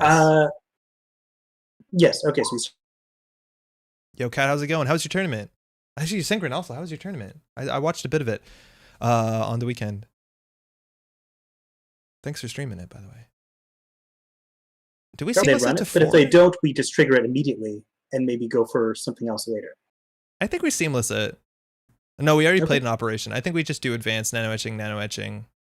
Yeah, but I think we have to be prepared to trigger it prematurely. No. We have an archive. We're good, right? Shouldn't we gain quick and then do the interaction? Yeah. So we can hit this. And then the question is, we can get this to 5 advance. Do we want to get to 5 advance? Yeah. Why not? They will run it, and then we'll be wasting the seamless launch, I think. Yes, maybe. But if they do anything else. Okay, yeah. I think because of Deckles Week, I think they're planning to go back to standard. Oh, yeah, I thought you meant our opponent. Yeah, we're going to go back to standard after this Deckles Week. It'll be fun to watch you guys pilot Blame Changer. I think we honestly will. But we need to talk about that because our write-up is it's a bit much, huh? How much value can you get out of the nano etchings and by extension how high a trashing priority they should make makes a really like the fully operational side Mirrormorph. Yeah, to some extent you're right.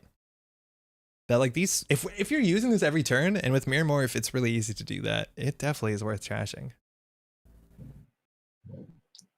I wonder if like Calvin Bailey is actually worth playing in an NEH deck, because it seems better than CSR campaign. I think it's only 1 influence. The comments afterward, I think some of the comments afterward are better. They're going for it. I knew it. If only we had another defensive upgrade. You see this? Because if they fail now, they're on 4 cards, right, Pat? That's the 5th advance. Yeah, but they won't fail if we hadn't used seamless launch. But what do they do here? They have 3 on-cell subroutines they have to deal with. 4 on-cell subroutines. Like, this is the worst case for them. Another on-cell here, because they have to click the 2 of these, which is the problem because the middle subroutine doesn't matter. I wonder if they have enough money because they're not going to have 2 clicks. They need 5 credits. Like, this is disastrous for their economy. You're right that they don't lose, which seems important. Oh, fire and broken subroutines? Wait. Do we? Yeah, fire and broken subroutine. Which clearinghouse is it? Advance that once, make them run on it. Yeah, and if they don't, we just trigger it for 1 damage. Like, this is really expensive.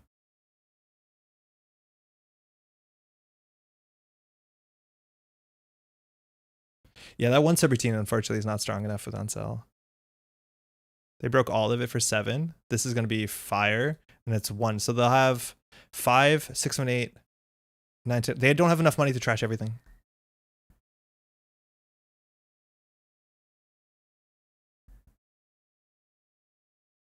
What does this let us do? Stall card from HQ or archives? We're going to politely refuse, huh?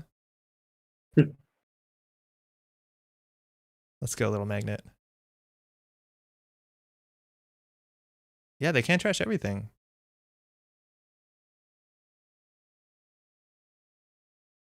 So it's 5 for this because they can't double click. So they have 4 credits. So it's basically trash the clearinghouse only. And you know what we're doing, Pat? You know what this robot's screaming about? What was that robot screaming about? Oh, I see. The robot screaming about Clearinghouse coming back. The robot's screaming about Clearinghouse. The robot's always been screaming about Clearinghouse. That's all you need, right? So let's go for it. Well, are we going to advance it this turn? We're definitely going to be hit nano etching. We'll advance this once. I like advancing that little one, yeah. Yeah. And then we can hedge fund. Yeah, that seems good. Yeah.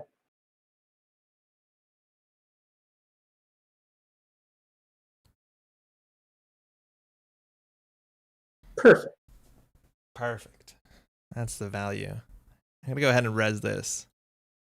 Just so that everyone's on the same page. This makes better viewing. All right. Yeah, for sure. This is better viewing. Well, the Vacheron's almost worth points now. Man, we have like what? 5 agendas and 23 cards. 1 and 4 in R&D. That's not going to last forever.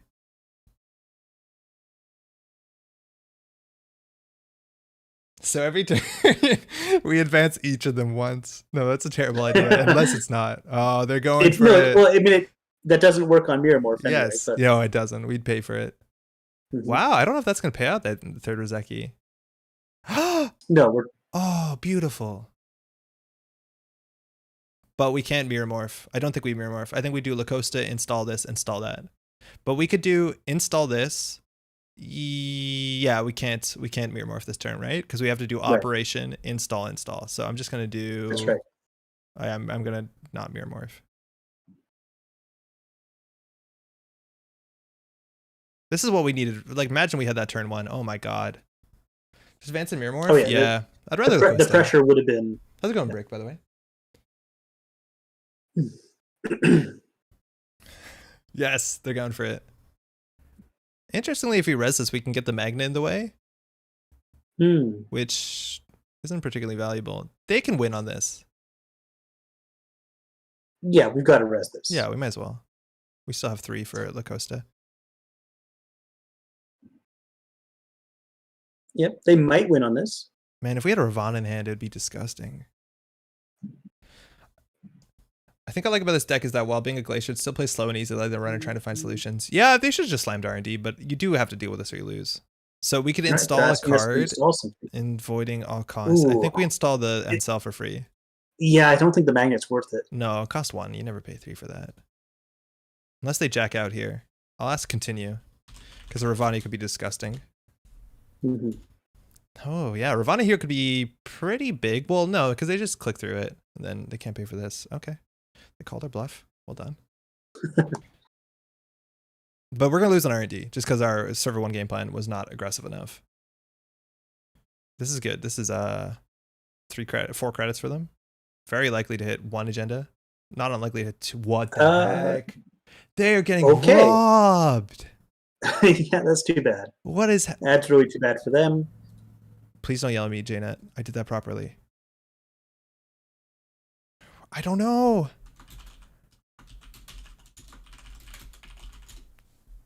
I mean, not HQ. Yeah. Okay. So do gain 2, advance. And they don't have they can't do it now, right? Oh, we can't advance another time. I'm out of money now. Yeah, no, I'm happy about that. This is not the turn that we No, not yet. Not yet. But soon. Soon. Do you have another Managarm for R&D maybe? Yeah, we have. I think 2 more on the list. So it's not unlikely. And they didn't have the money to trash it if it was on top. They're making 3 a turn. So they need to end with more than... They need to draw at least once. Because if they end with 2 cards in hand, they will be very dead. Because of La Costa putting in advancements on this. Just advance next turn for lethal. Yeah, Loathing. We'll do advance next turn. I'm out of money now. Jogging, how's it going? Jogging, how is Blaze Blue, what's it called? That fighting game. That the name eludes me. The level 99. Says 3 orbs. How is that set? It looks like that's a very happy face. It seems like to be happy faces. That's hard to say. 5 happy faces. You know, I bought a physical copy of Search for Planet X. Oh, me too. Thanks, Pat. Oh, cool. That's because of you. Oh, nice. Oh, great. Yeah, like everyone I've shown that game to has been really, really big fan of it. And like, since I'm getting my second shot so soon, like I'll be able to have people over and play in person. Can't wait. Yeah, no, that game was really fun. We played it online and had a good time. It's a small box, which I was really excited about because I'm at the point with my collection that it is I'm out of physical space. Yes, like I can picture the part of your apartment where you keep your games. Like I don't understand how you keep getting games. I mean, I'm not in a much different boat. The Colex is full. What I buy. Yep. Colex is entirely full. There's even like I picked up Comet, which is a way bigger box than I thought it'd be. The new Comet, and oh boy, yeah. Rollback netcode Strive is so good. Anyone going to Off the Grid? Kat, what is Off the Grid? No worries. That's an event, right? Sounds like an event. Is that a fighting event? Is that a fighting tournament? Strive, great, connecting serverless. No, all good. Off the Grid, food trucks and catering. Yeah, it's that. Do they have images? It's a big Minnesota tournament at the FFG Center, September 11th to 12th. Oh, that's a long ways away. Oh, that's dope. Oh, cool. What's the name of the new FFG Center? It's like the Game Zone with a Z or something terrible. Yeah, I think so. Well, I mean, that's usually how you spell zone, but yeah. Yeah, maybe you're right. But the town is like Roseville with a Z, so. Okay, so we want to get this to 6. So we play Subliminal, right? We only need 2 credits for this nonsense. No, we don't need any money. So we just want to do. We want to get this up to 6. Wait, are we planning on trying to get the lockdown in there? Or do we think that's not necessary? So we Subliminal, we advance. Oh yeah, we advance. It's Games Enter. Is that it? That might be it. Yeah, we double advance a lockdown. So we Subliminal for value. It kind of sounds like oh, this is where the games come in. This is where games enter. Like that. I'm not reading it as game center. I'm looking as games enter. Double advance lockdown for 6 scrub. I'm not sure if you're on PC. I don't know what that means. Get to 5 Costa to 6. Yeah, that's exactly it. If they trash a Costa, they guess that buy themselves a turn, but this remote seems very difficult. They haven't found their killer yet. We have a Managarm. They all are ice is +2 strength. They can't click through it. They can't boomerang it. Yeah. They can inside job it because they're not breaking subroutines. They're bypassing. Dirty Laundry. It looks like this is a mutual favor turn. Classic to draw. Okay, I don't know what this is anymore. Maybe for makers. I think they still know the top card of R&D if I'm not mistaken. Could still be worth it. Those 2 cards are very likely. I think you draw first before you laundry, right? Because I think you do draw first before you laundry. If you're drawing, you draw first. There's no reason to laundry there. Maybe for overclock. I feel like the clicks are more valuable than. Oh no, because you have the lockdown out. Yeah. It could be another class act. Yeah, Nichan wrote it too. You're just looking for another class act. Another class act could buy them a minute because they are getting 3 credits a turn. How many class acts have there been? The lockdown. None. Class actless. They definitely have at least 1 more in the deck. So they have to top deck it here. Oh, they're going HQ. Okay, it looks like we have it. So that's a 7 strength code gate. That's going to cost you literally $1 billion. That's 13 to break. Too bad. Yeah. Yeah, it's really too bad. They haven't played a killer litter bug, but they threw it a mutual favor, so I think it might be in hand. Looking like got a class act.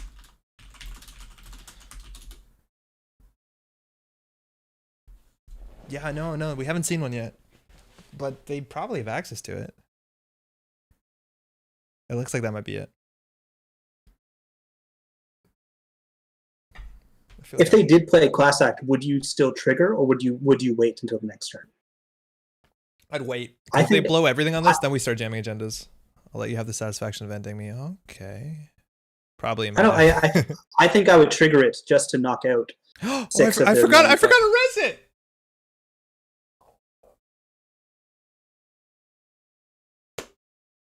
And well, okay. Well, click on it. See what happens. Can you click on it and manually trigger? No. Okay. I can't. Okay, so undo, what did we learn? Click. Just click. Don't do your whole turn. Yeah, there. Okay, red. You got one more. Okay, pro gamer. Okay. All right. They're so kind at letting us do this many times over. Yes. Wow, they got 132 credits. GG though. I never know how to spell Buckalter. Buckalter? I don't know. That can't be correct. There's E's in there, I'm pretty sure. What card from the new set would y'all like to see alter for? Kat, you mean Gateway? Put it out trying to get rid of it. You have to though.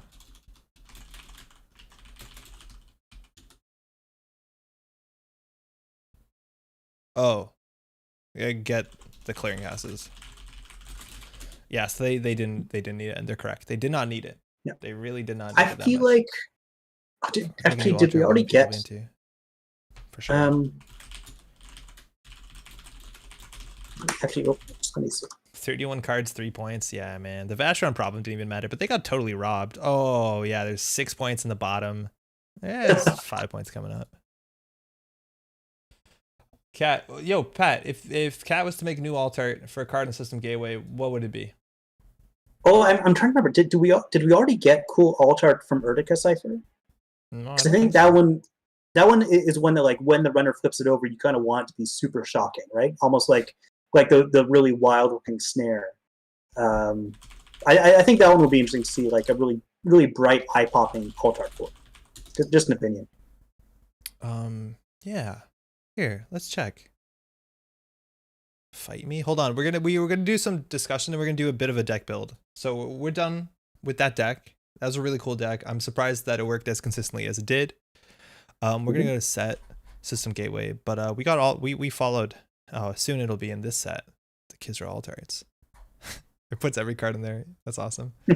Okay, system update. Cards I want alt arts. So cards, oh, not update, System Gateway. Cards I want alt arts, if you ask me, they're cards that will see consistent play that everyone wants more than 3 of, right? That's one of my first ideas. If you want more than 3 of these, so you have 6 of them, so you can do more deck building, what do you want? Okay, what wants an alt art? Seamless Launch wants an alt art until it gets maybe banned. I don't know. I feel like Manic wants an alt art. Jump in whatever. Anoetic wants an alt art. I have a nice Anoetic alt art already though. Yeah, I think that one's already got pretty solid alt art. That one's really great. Not that that's not a reason not to pursue that. I want a Neurosparker alt art, but maybe that's just me. Spin Doctor. Maybe oh my god. Doctor? Everyone wants a Spin Doctor or Sprint. Yeah, Sprint or Spin Doctor could definitely use alt arts. Everyone wants more of those cards. Yeah, for sure. Hedge fund alt arts, honestly, can't have enough of those, but I know a lot of players already have like 300 of these, so not amazing. Predicted Planogram, that's a good idea. I think that's a cool one. Yeah. I feel like Kat, you could do something cool with Palisade, but I know that's not like a really sexy art spec probably. I'm not gonna say probably Botulus. Kat drew the original. Oh yeah. Well, yeah. I feel like that would be a bit redundant. Maybe I shouldn't. On the runner side, I don't know. I guess Overclock. I guess Jailbreak 2. Like Jailbreak, I think there's full arts for Jailbreak that some people have from the event kits. Creative Commission's another card I think people want more of. The art though there is very, very good. So that's you got some competition. I think that's where it is. I already did Ponchos. Docklands is also a good, very splashable card. Unity, yeah, I don't know. I'm obviously a huge fan of Liga's art, so I never feel like, you know, if I have a Liga art, I'm never that excited. I feel like Kat has done some Liga alt arts though. Maybe that's not true. Yeah. Conduit is technically a virus. Could be in your wheelhouse. Yeah, singly the Anarch version of Conduit would be really cool. I like the Cat Anarch version of the virus, but that's a really strong art. Wish I had some agenda with those accesses. Yo, Rick, good games. You got robbed on those. You accessed a heck of a lot of cards. Admittedly, the deck only has 3, 6, 7 agendas, but you probably should have been on at least 6 points by the end of the game, if not 1. Yeah, I think you got a bit unlucky there. You don't love Conduit? Conduit's really good. The details on Conduit are good. The details on Unity are like very, very good. Okay. Pat, we're gonna do some new stuff, some real quick, and from my understanding, you don't know too much about this because there's like there's a thread here. We're getting to a thread. So we talked about this. Oh, excuse me, that didn't do anything. All right, the conversation starts here. There was a ban list change 2106. 6 cards are added to the ban list. Cards looking like, let me move our faces. The art in Gateway is pretty fantastic. It's hard to want new art. Yeah, no, it is. Gateway has some really solid art. I feel like. I don't know. I feel like, man, I don't know. There's 6 cards here. The stream we're zoomed into the detail in Unity is very good. That is a good stream. Conduit is great as a playmat. It looked kind of bad on the card. Ooh, yeah, the full out Conduit art. Anyways, 6 cards got added to the ban list. These cards got added to the ban list. A lot of people have strong opinions, that's for sure. So we lost a lot of the like really overly good ice, the ice that was showing up in everything. A lot of times Nisei would call these snap res arts, you know, cards are that you just put in front of any server and you'd res it in any condition in any field because it's just so good no matter what. Things like Slot Machine, Engram Flush, Fairchild 3 makes sense. Also, Game Changer, Mass Comms, Government Takeover. These two were part of an NPE deck, a negative play experience deck that was going to be very competitive. And Game Changer, which was like the crux of last year's Worlds deck, that also is like a ridiculous combo deck. So these all got banned, and a lot of people had a lot of different takes. The reason we're talking about this is that this deck list came up here, and it's like such a ridiculous write-up. So there were some tournaments over this weekend. There was a store championship online for the Vancouver area. That's the YVR, from my understanding. Y means Canada, largely.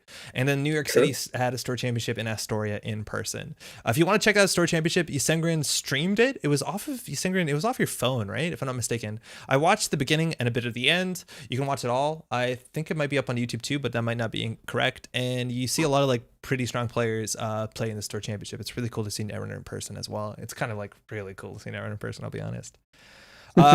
This tournament side Eric, I seem to recall Sports Metal doing well.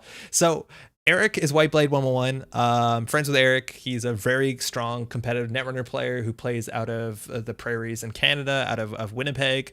And Eric has a podcast that also Zeroth Maxima in the chat's a part. It's called the Shadow Net. And they did a podcast as of basically like a day or two after the new, a day after I think the new ban list, and gave their opinions on it. And Eric's opinions on the about the ban list was it's pretty negative. I think he has some ideas of what other things could be banned and doesn't believe that some of the bans. You should listen to the podcast. It's a bit more nuanced, but his take on it was pretty negative as a whole. And so as a response to this, they made this deck. The testing groups built these decks and they played them in a couple tournaments, and it did really well in this tournament.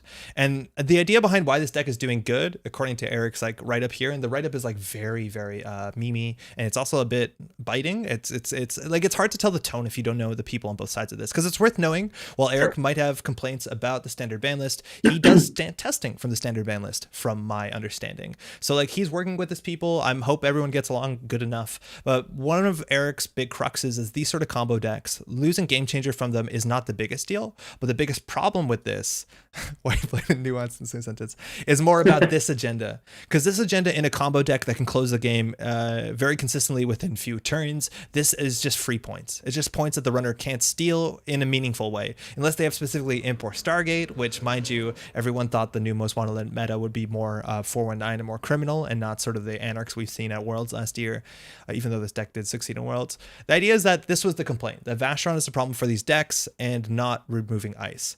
I think there's a lot of other like nuances to Eric's argument about other things are a problem, like removing all the big ice means we're gonna get run over by Amakua or like 419, and just less decks will play ice because ice isn't that very good. And this deck is like a very good response to that Most Wanted list. It runs like 5 pieces of ice, it runs Vashron, and it just doesn't care what you do. It just scores out from hand all day. And Audacity is an incredibly strong card. The idea that you can fast advance out of hand, and the cost of throwing out your hand is not that big of a deal if you have like a Spin Doctor on the table. You have a lot of like recursion. To clarify, this deck comes from trying to answer the question, what deck can even beat 419 anymore? Came out with frustration while I was testing him. Oh, right, sick. So that makes a lot of sense. And then there's that question about like, thanks to Brick for removing the Ice Suite, Snare Bears for adding the Ice Suite. Yeah. The runner has 14 points. The Corp is playing with 23. Yeah, no, it's definitely very, very, very strong. And this, again, as Brick was saying, is a response to what the meta is going to believe to look like. And at least from my understanding, I haven't checked the Vancouver meta, but 419 was very prevalent, and 419 was all the other top runners. So right now, the suggestion is that the meta is going to be solved. It's going to be 419 versus Sports Metal. Now, I don't know how true that is. I haven't seen enough of the meta. It's been 1 week. I think there's... The reason why I want to bring this up is this is the most conversation we've seen on Decklist for a while. And while this is like very like memey, like there's this, you know, most people reject this message, ban Rasher on lol, shut up. Under the conversation with the standard ban list is actually like way more interesting than a lot of people. Tone policing this list is frustrating to me. What do you mean by that, Ysengrin? Because I think to some extent we might be tone policing here, or at least I might be tone policing here, because it's not so much that I think like this is like a weird strong tone to take. And I know a lot of people say like, oh, the standard ban list is volunteers, so you shouldn't be that harsh on them. But other people say like, you know, their work should stand for themselves. It doesn't matter that they're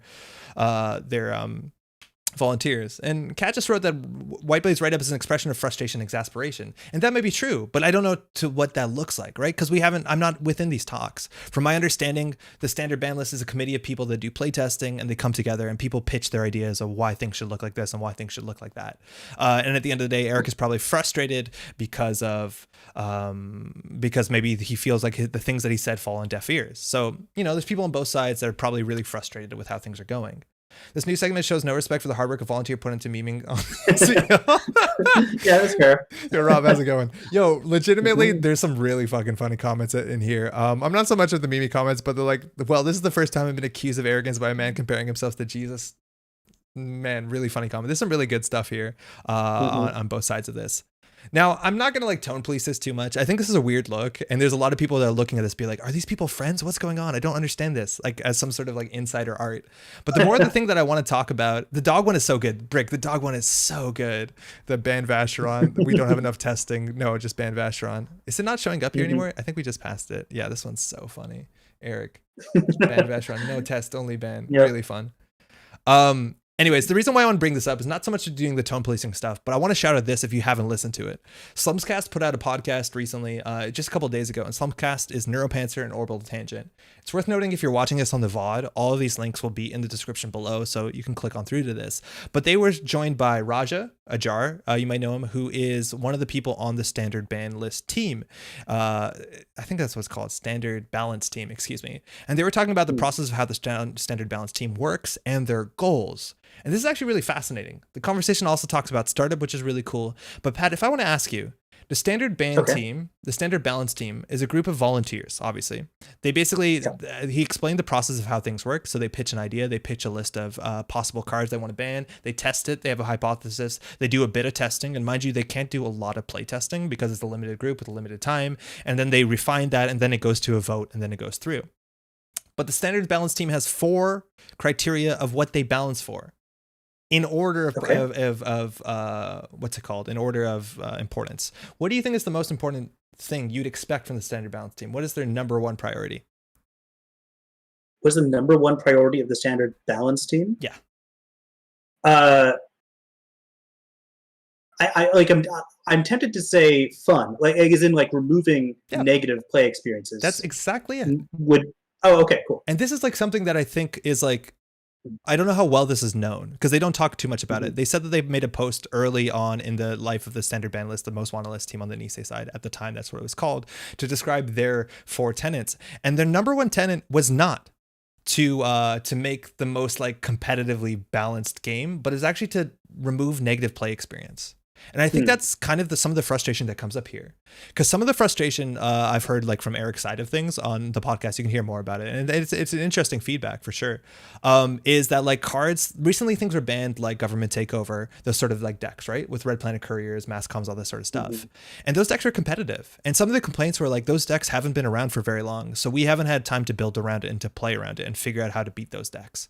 And I think that's true. I think the standard the balance changes this year have been coming sooner than they've ever had. We've basically had one of these every 2 months, which is unprecedented for Netrunner, Nisei or FFG, mostly Nisei. FFG balanced to once a year, maybe if we're lucky. Also, the release of the game is different, right? Because back in the day, we used to get cards every month. So if the meta was really goof, there was a chance that the new cards would shake that up in a different way. So maybe FFG didn't have to police it that hard. But at the end of the day, the question is, did this deck have to be banned? And honestly, if you ask me, I don't know. I don't like playing around it. I don't like the combo. Is it a competitive deck? Yeah, it was definitely very competitive, but there's definitely a lot of decks that could beat it. Apocalypse looked like a really good winner to beat that deck. But at the end of the day, it's important to know, and again, I'm not trying to put words in the standard balance team's mouth, but if it's an NPE deck, that is their first priority, which is kind of wild, right? It's worth noting their second priority is to ensure that there's a about balanced win rate between runner and corp. They do favor corp slightly. And then the third and fourth tenets are to make sure every faction has a competitive, is competitive. And then within every faction, there's at least multiple competitive identities. But it's worth to know that the first thing is just to make sure the majority of people are having fun, as opposed to having the competitive field be as balanced as possible. That's interesting, isn't it? Yeah, I mean, I can see that being the priority of a group like Nisei who wants to one of the primary goals is to maintain a community.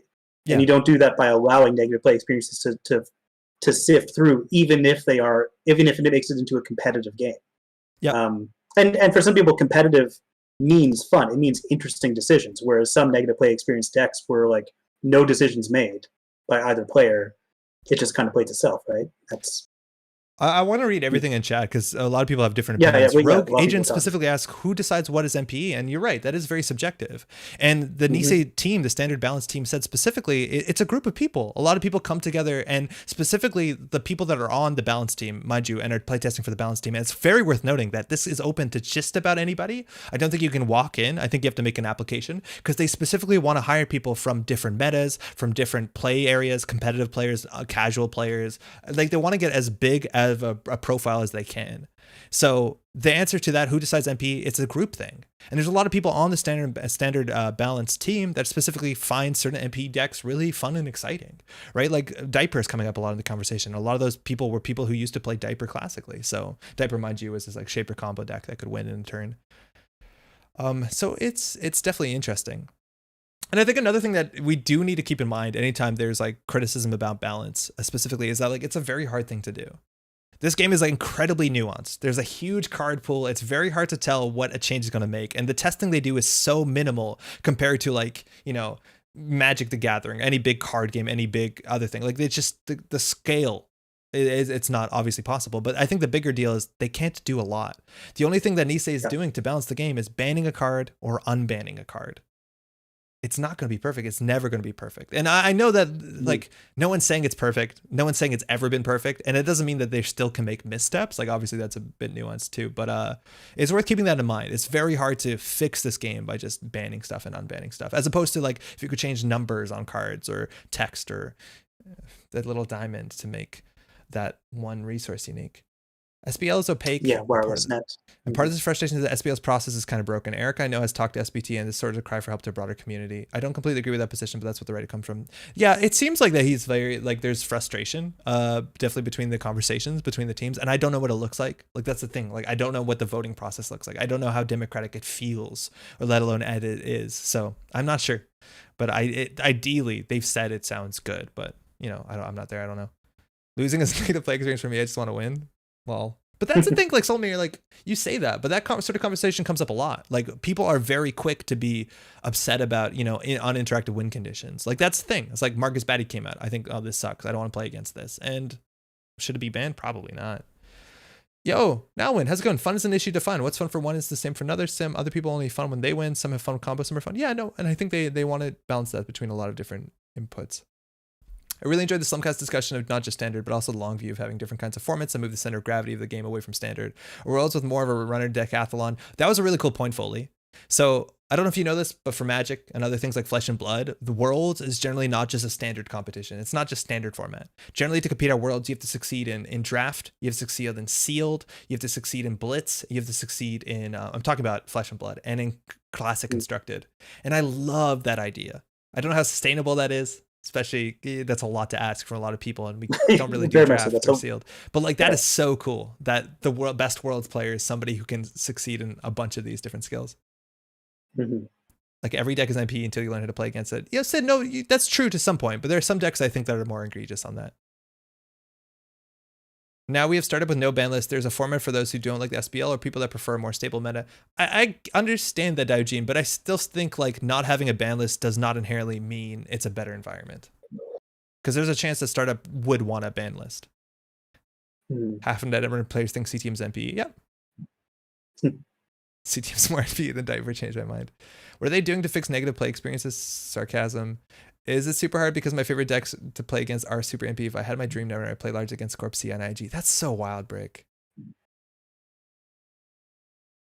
Both podcasts were great, very educational for some smart folks. Yeah, no, I would definitely check out the podcast. Again, like I feel weird talking about what other people said because I'm not going to do a good enough job expressing their points. All I want to say is that if you saw this and you're confused, check out the conversation because it's fantastic. It's like very, very interesting. Eric has some strong points. He conveys them in what can be seen as an aggressive way. I like his hot takes. I hope they don't rub too many people the wrong way. And the Ajar showing up on Slumscast was also very good. Netrunner shouldn't only have fair cards, that's the thing. If we only have fair cards, then we play a grindy game of who can make the most minute value plays over the course of the game, and then it turns to prison versus prison deck is miserable. Yeah, Kat, I see that to some extent, and you do see a bit of that in Startup, where things are a bit more honest. A lot of times you can just build the like most drip value anarch game and then just win, like by grinding someone out. It's like, it becomes more of like an econ game than it becomes like flashy plays and, you know. Yeah, I mean, I think something else you mentioned has an effect on this too, which is that under Mise, we don't get monthly infusions of new cards to shake up the meta. It's a really big deal. Like that is a big deal. It changes what makes a consistent deck. You aren't like some cards might seem like they are unfair or kind of wild cards until you get more cards that come out. Like it's harder to say Netrunner needs unfair cards when those unfair cards are going to stick around in the meta for 9 months to a year, right? Yeah. Anyway, just thought. Sigo. Yeah. Are we saying the same thing? Oh, I was about to read Sigo's as well. Yeah, okay. Sigo mentioned, firstly, nice dinosaur. That's a brave dinosaur, right? I think the biggest indicator of MP is when a deck limits its opponent's ability to interact with the game. Yeah, this conversation is a bit interesting, right? I'm going to stop saying nuanced for like the 7th time. It's definitely interesting. And I think the way that Raja described it is that it breaks this like what you expected Netrunner to be like. And that's honestly weird because when you started playing Netrunner, you thought Netrunner would be about like breakers, ice, remotes, what's in the remote. But then in theory, acid spam decks break that, but I think acid spam's decks should exist to some extent. I don't think it should be most of the meta because a lot less people would enjoy that. So yeah, I think having the ability to interact is one thing. Now this is aside from any other point, but one of the things that I liked the most about Netrunner when I started playing Netrunner, and this was mind you like 8 years ago or something at this point, is that I felt like even if my deck was absolutely toilet, I had a chance of winning. And I remember there was this huge turn sometime around, I'm going to blame hard-hitting news specifically, and I don't think it's the exact reason, but as soon as that card came out, it was a card that actively punished people for interacting, right? And if you didn't have a robust economy and you didn't respect this game and you stepped out of line, you would lose as soon as turn 1. And I'm not saying hard-hitting news is a bad card, because I think it actually does a lot of good for that faction, and it's a very interesting thing at the highest level of plays. But the idea is that there are some metas in which I feel like you can't compete unless you play the most competitive deck. Now, I'm not saying that's bad. I just think that's something that's definitely changed over the life of Netrunner, where the casual decks, like I feel like in some metas, if you don't tech against like the sports metal deck or some precision design and you don't have an intelligent idea of what you're doing, you might get stomped. And maybe that's fine for the most competitive table, but if that's what's happening when you're showing up to your G and Ks or whatever, maybe that's a bad look. I don't know. Yeah. To be able to do whatever and win, yeah, that's actually a pretty bad sinking of that sort of argument. But yeah. But for me, like I what got me into Netrunner and what often gets other people into Netrunner through me is like pointing out how many choices you have and how broad your choices are in how you interact with your opponent on any given turn. And I feel like to me, NPE means either having your choices, having few points in the game where you can make a choice, or having your choices when you make a choice like so narrowed. Like, the only choice I have right now is to do this. Like I'm stuck in a funnel where my choices are narrowed and narrowed every single turn, and that doesn't feel fun. Even though like a lot of competitive games, even when even with fair decks, kind of end up that way eventually. But I don't know, that's how I kind of define NPE. Although that's still nebulous. You're right. It does restrict what is the right play to a smaller swath of options. So that is very true. There's a bit of conversation specifically, and Sengren writes it, throwing haymakers is more fun than positional dancing, and Sid mentioned it too, and I think that's totally right. Like something that does show up sometimes in Startup is that if everyone just plays that slow drip economy sort of stuff, like the Rozekis, the Mystic Miamis, all that sort of stuff that gives you value over time, that generally wins out in a longer grindy game as opposed to the haymakers, the explosive turns, like the Maker's Eye, the things that are more exciting than it is like, oh, I'm gonna get credit a turn, and then I'll win in the long game. Unfair cards that are niche makes for uninteresting deck building. Unfair cards that are universally good are a problem. Oh yeah, I think that's interesting. Hopefully Bashes get Corpse a win condition that isn't grinding or PD. That's also the thing that Eric like brings up specifically in the podcast is like Precision Design was a deck that built remotes. It went horizontal, it put things behind ice. It honestly is quintessentially Netrunner. Like it is when everyone thinks what Netrunner should look like on the most like intro to the game lines up with it, and yet people still wanted it to be banned or still wanted it to bring down a power level. And I think that might be a power level thing, but it's just really cool how I think this is one of the few decks that is the closest to like, that pure Netrunner that everyone, archetypally imagines, and yet still it's not good enough. Yeah. you stop blaming corp win condition game changes a corp win condition? Which is they're stealing Vacheron turn 1, turn 2, 3, or lose. It's probably feel bad. You know, Vacheron is probably a problem. I think Eric is right about that. Is that the point of remote camping glaciers that lock you out, limiting choices? Yes and no. But if they lock the remote, you can still win on centrals. And also it takes them a while to get there, and generally you can deny them economically, put pressure on until they get there if you sit back and do nothing. I always love to see what tier 1.5 to 2 decks be able to succeed sometimes. It feels a lot. It's been a while where that happened a lot. Yeah, kind of. It feels like there's a lot of things you need to deal with. This Blame Changer deck, let's play it, Pat. It's probably very good. It's probably very good. I don't know exactly how to play it because this right up here is just basically a joke. I don't know how aggressively we have to do it. I think there's a lot of people in chat that might be able to help us out. I played at the SC. Yo, Kat, how was your experience playing in person? Synchron as well, and anybody who played in person in New York. What was that like? Because I know it's been a minute. A built-in JNet draft format would be sick. There's a new format coming out soon, from my understanding, on JNet specifically. Oh, really? Simple, just IAA. Runners that beat that struggle against the field. Oh, that beat this deck? I feel like in this deck, if you have Imp and Stargate, you're doing pretty good. I didn't recognize his Synchron and asked him who he was. Yeah, I think that'll happen at some point. All right, bring your Stargates. I understand disagreeing with what cards exactly are being banned, but I don't really get the cards shouldn't ever be banned for being unfun because that's subjective. Like, what subjective reason if there's ever to ban a card? If a card's too powerful or ever present, that's not objectively bad. Just most people subjectively think it's not fun, interesting. Yeah, no, because like I think that's a big part of the conversation. It's not that one person says it's not fun. It's like the majority of people say it's not fun, right? But again, yeah, that is very subjective, so it's hard. And sometimes the majority are wrong. Yes, even when it comes to a very subjective thing, like this is fun or not. A lot of people say things like, I'm tired of NGO, I'm tired of Rashida, ban those cards. And if you ask me, I think those cards are very good. Like they help you play the game. They do the thing that you want to do. I think they're fun and interesting. Oh, it's 129 cards. Thanks, you too. So I don't know. I don't know. Normally banless target degenerate meta warping cards. Okay, is this hand good? It has a Vacheron. That seems like a good card. Can't fast advance this out. I guess. I think we just put 3 on the table. Yeah, let's do it. Had a great time in UNC, even though my asset list decided to just vomit agendas. I saw you wrote that name on your list you posted. Wonder if Shaper with Claw can keep up against this deck. I don't believe it can. And the conversation about like just put Claw in your deck or like it's really hard because this deck can tech to that. Like it can start running more CVSs. Even if you clawed at one turn, like it doesn't stop them that much. I don't know. Millet has been rocking Big Macs for a bit now. Oh, sick. Okay. All right, let's just get stuff on the table. Because even if they steal Daishin has an interesting point.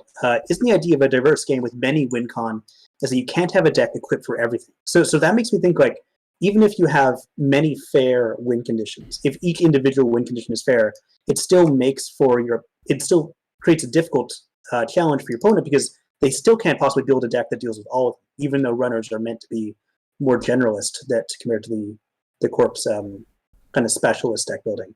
You say that, but those are the sort of Shaper decks that like almost win in like 2017, where it's just a bunch of tech cards and an economy engine. Yep. Your face up on one of your YouTube videos, Instagram would like to put a face to a name. You need that. You need that parasocial relationship. It's important. That's true. We're all best friends here. Yo, they're trashing. They have 16 credits. Maryland's coming down. We'll shuffle that. They have 1 imp in the bin. D99. They're taking part of our economy. I think that's okay. Try to weird Shaper Clot list that just draws an imp, so maybe I can do something. I feel like imp seems really good. All right, so we have no fast advance pieces. I think we just spin Doctor here. We just don't draw an Audacity stat. I think they're going to check everything.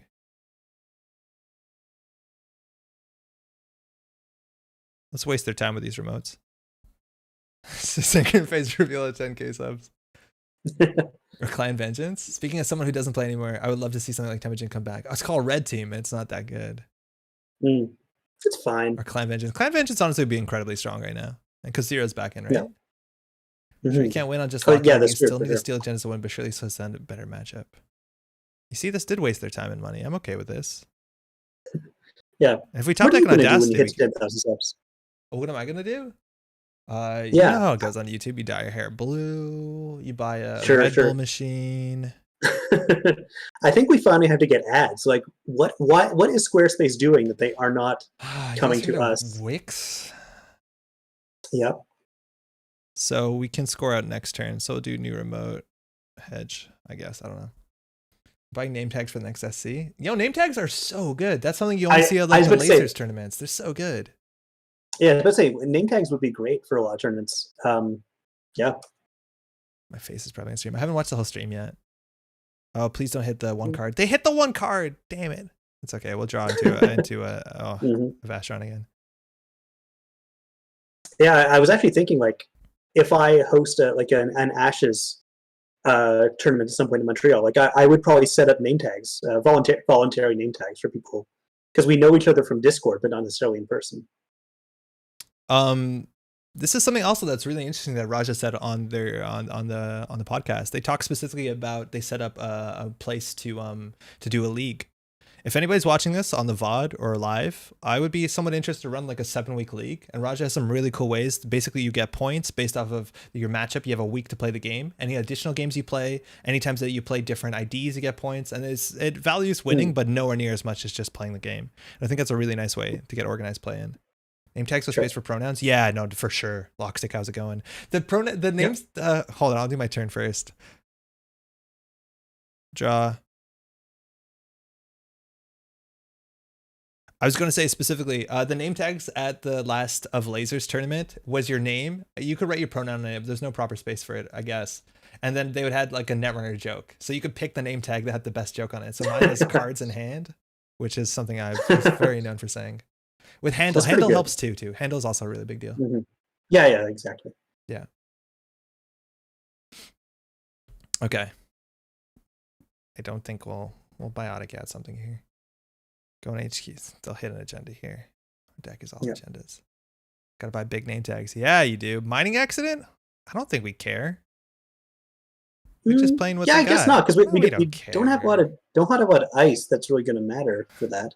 Barum, aka State Zero. Yeah, it's really long. Yeah. Playing League was the most fun I had in Netrunner. We had achievements to get additional points. So it was fun trying to make decks that could accomplish multiple in one go. Yeah, it sounds really fun. I played against Barum with a name tag. I don't think he wrote. I think he just wrote Byram State Zero on it.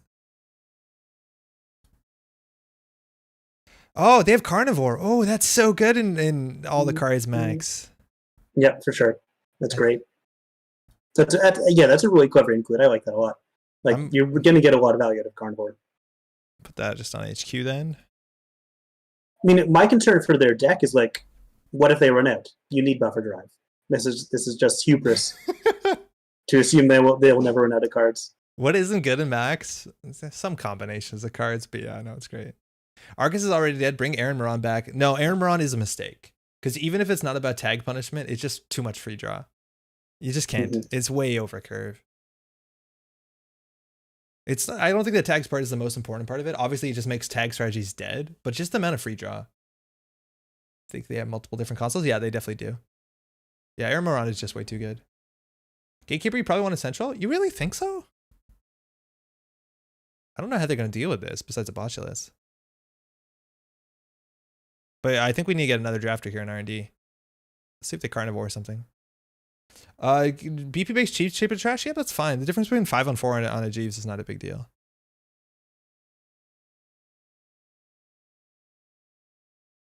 Just too many credits on a card. Causes swings like Sensi did crowdfunding accomplish the same goal you're referring to. Ooh, Sports Medal, go big, go home. We'll draw 2. Actually, do we want to draw 2? Yeah, we'll always be drawing. Yeah, fine. Rogue, what are you asking about? I missed something. I don't know what the question was. Excuse me. Okay, so I think we're just going to biotic labor out of Vitruvius. Sure. We have too many win cons to throw out our whole hand to biotic Audacity it, right? Yeah. Oh, yeah. We don't want Audacity here. It's -2 net credits, but +1 point. So maybe we should be drawing there. Is it? I'm just not worried about this thing. Like, it looks like a Jeeves. Oh, if it was a Jeeves, we go to res it. I don't know what it looks like. I do think we want to ice this up. Yes. But again, they make us more powerful. We want to get a Mega Pre. And I think we can fast advance out of Ashron if we have a Jeeves on the table. This list has Jeeves, right? Yeah. Will we use this? I think we will. get Biotic back in, and I think we'll get a sprint in. That might be wrong, but we have enough money, looks like. Should Biotic and Audacity with Bandit with this deck? I don't know. I love having these. Oh, they went for the shuffle. That's clever. I wasn't considering that. I'm okay with them. Yeah, sprint seems good. Oh, okay. Yeah, that's another shuffle. This is fine. Do they have any heat breakers? They have access to Black Orchestra and only Black Orchestra. So I think we just triple advance this bad boy out. That puts us technically on game point. Oh yeah, look at that. I think we draw 2. Yeah, because we've got Biotic and Audacity. Yeah. Yeah. Yeah, don't need money. Yeah, money seems good. Okay. I'm worried that they're gonna setting up here for a Wanton. It looks like a Wanton if they do last click this on review. Wanton would hurt. We'll res the drafter. Hey Nana, how's it going? Do you have dinner yet? Dinner time soon. Always draw 2 unless you're really hurting for credits. Yeah, I liked it. I didn't mind discarding. You can definitely play more aggressive. Okay, that's good to know. If they hit the CVS here, it's like cute, but they did bring down their MK Ultra to make the best out of their bad publicity. They trashed the drafter. Hey, Nana Cat. The nice people in chat think you're great. Did you throw up on the couch yesterday? They don't know her. They know of her. Hmm. Pat, they don't know I'm you. They know. Yeah, I'm afraid of being usurped as the as the Metro Grid sidekick. Feel kind of threatened by Nanako. Yeah, did they trash 2 drafters that turn? They trashed 2 drafters that turn. Sick. Oh, that's rude. That's kind of rude, huh? All right. So we draw. We draw. All right, and we just gotta figure out how to score this bad boy out. Just have to do that. But well, we've got to. Oh, we can do it. We can install Spin Doctor. We install the CVS and we install the Spin Doctor. Sure. Yeah.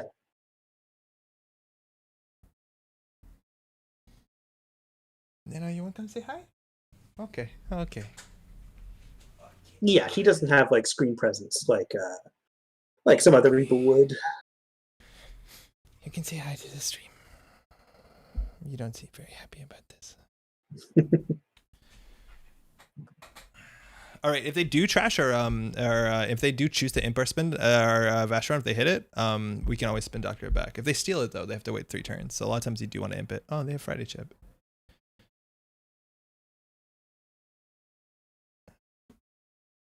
Have the balance tape ever brought back old area answers to certain decks? For example, Account 7 would just wreck the deck. They're never going to unrotate cards. They will unban cards that are on the ban list. But they said it would generally they'll wait on for that for like 2 Oh, we can do it now. Yep. So it's 4, 8, 9. Yeah, we can do it. Will we shuffle with this? Sure, why not? Does that put us at any risk? I don't think so. No, I don't think so. Thank you, Giles. Yeah. I've got a certain je ne sais quoi, which is French for animal magnetism.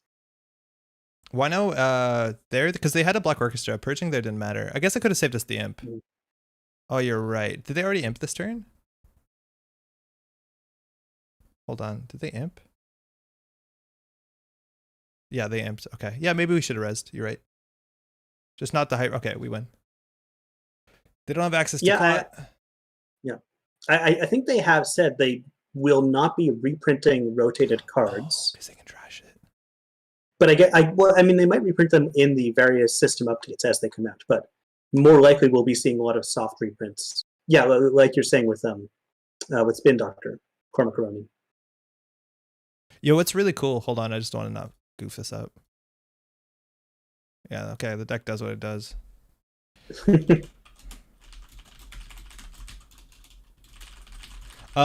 Interesting enough, Raja said that what they want to do when they test cards or they print new cards, and it's actually a really big thing.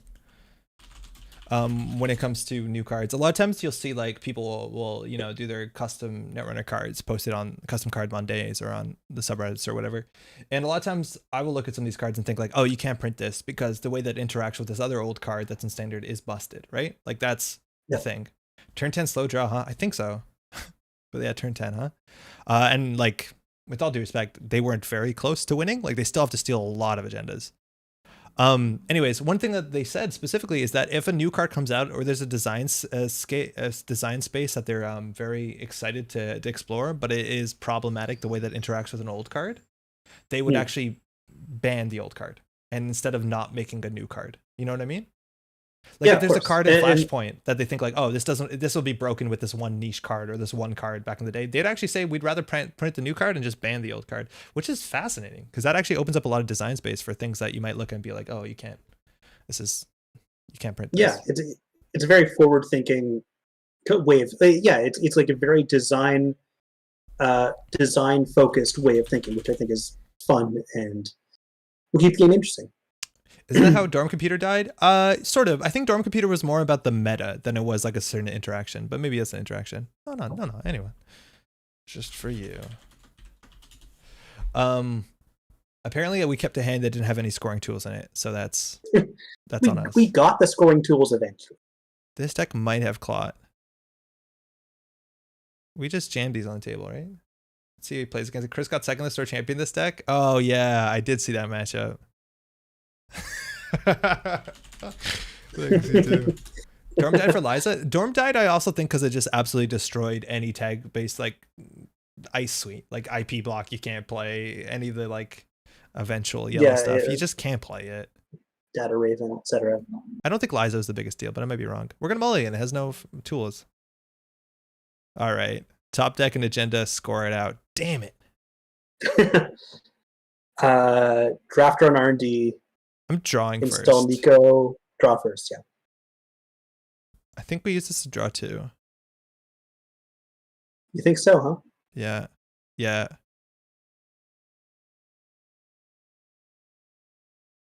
Now we just Audacity this out with the Jeeves click. I missed that. I never actually played Dorm Computer. It seems like a really fun card. All right, so this looks like a good virus stuff. So they will eventually have Knobkery Imp Infinite. Isn't this deck just New Titan? Yes. Atlas Train feels better than this. I think Atlas Train is less interactive than this. I feel like as a runner, you have more choices in this matchup. Ooh, Gachapon. That's new to this sort of idea. Please, not the one card. Okay, Audacity. And we are off to the races. Don't draw an agenda. Oh, that's fine. Oh, that's really bad. Yo, chat. Don't Audacity. That's very bad with Audacity. Do we Audacity away the Vacheron? Okay, here's the thing. They didn't run on any remotes. Maybe they don't run on remotes. Rob says maybe no. We can just install. It needs to be Bancho. Why? No, but this does nothing from archives. Gatekeeper on HQ, Drafter on R&D. Okay. Gatekeeper on HQ, Drafter on R&D. Okay. So we can draw once then. Oh no. We need them to face plant the Drafter. Rob is like, listen to Rob. Yeah. Yeah, no. Audacity this is like really bad. We really need a Spin Doctor or Sprint because, yeah. So Gachapon got down a Progenitor. We do have a CVS in hand, which is really good for this matchup. We can surprise them if we get this on the table. Throwing out a Retrieval Run. Wow. Ooh. That's a new. And they a Knobkery. So they might have a Knob in hand. They lost a Simul Chip, and they do have a Clot. So as soon as they get down a Simul Chip, they might even Retrieval Run for Clot sometimes just to buy themselves a window. QB. No, I want the QB. I don't know what I'm doing here. I don't know this deck. The write-up is just like vanilla. I've had worse. All right, we're now in a... Audacity is now a very awkward card. Seems bad, man. That's too bad. It seems bad right now. But like we have 3 Sprint Doctors, so it's not going to last forever. Yep. Okay. This is good. We'll get a CVS on the table. Not anytime soon. Oh. Could over advance Vitruvius to bring back the Vacherons? We can bring back a Vacheron. We could bring back both Vacherons. Eric left me out of the write-up. Feels bad, man. Chris is an interesting variation on Highmont. I'm excited. I'm excited to see what this is. I wonder if Chris regret not bringing this to New York. Yeah, I'm not that upset about the idea of like Biotic, Jeeves, Audacity, and then we can bring back the Vashes. Cat, you got left out too? Oh, on the standings. Because I think the Snare Bears were thanking. Conduit. Oh, good thing we have this. If only someone could purge all your virus counters. They still have one.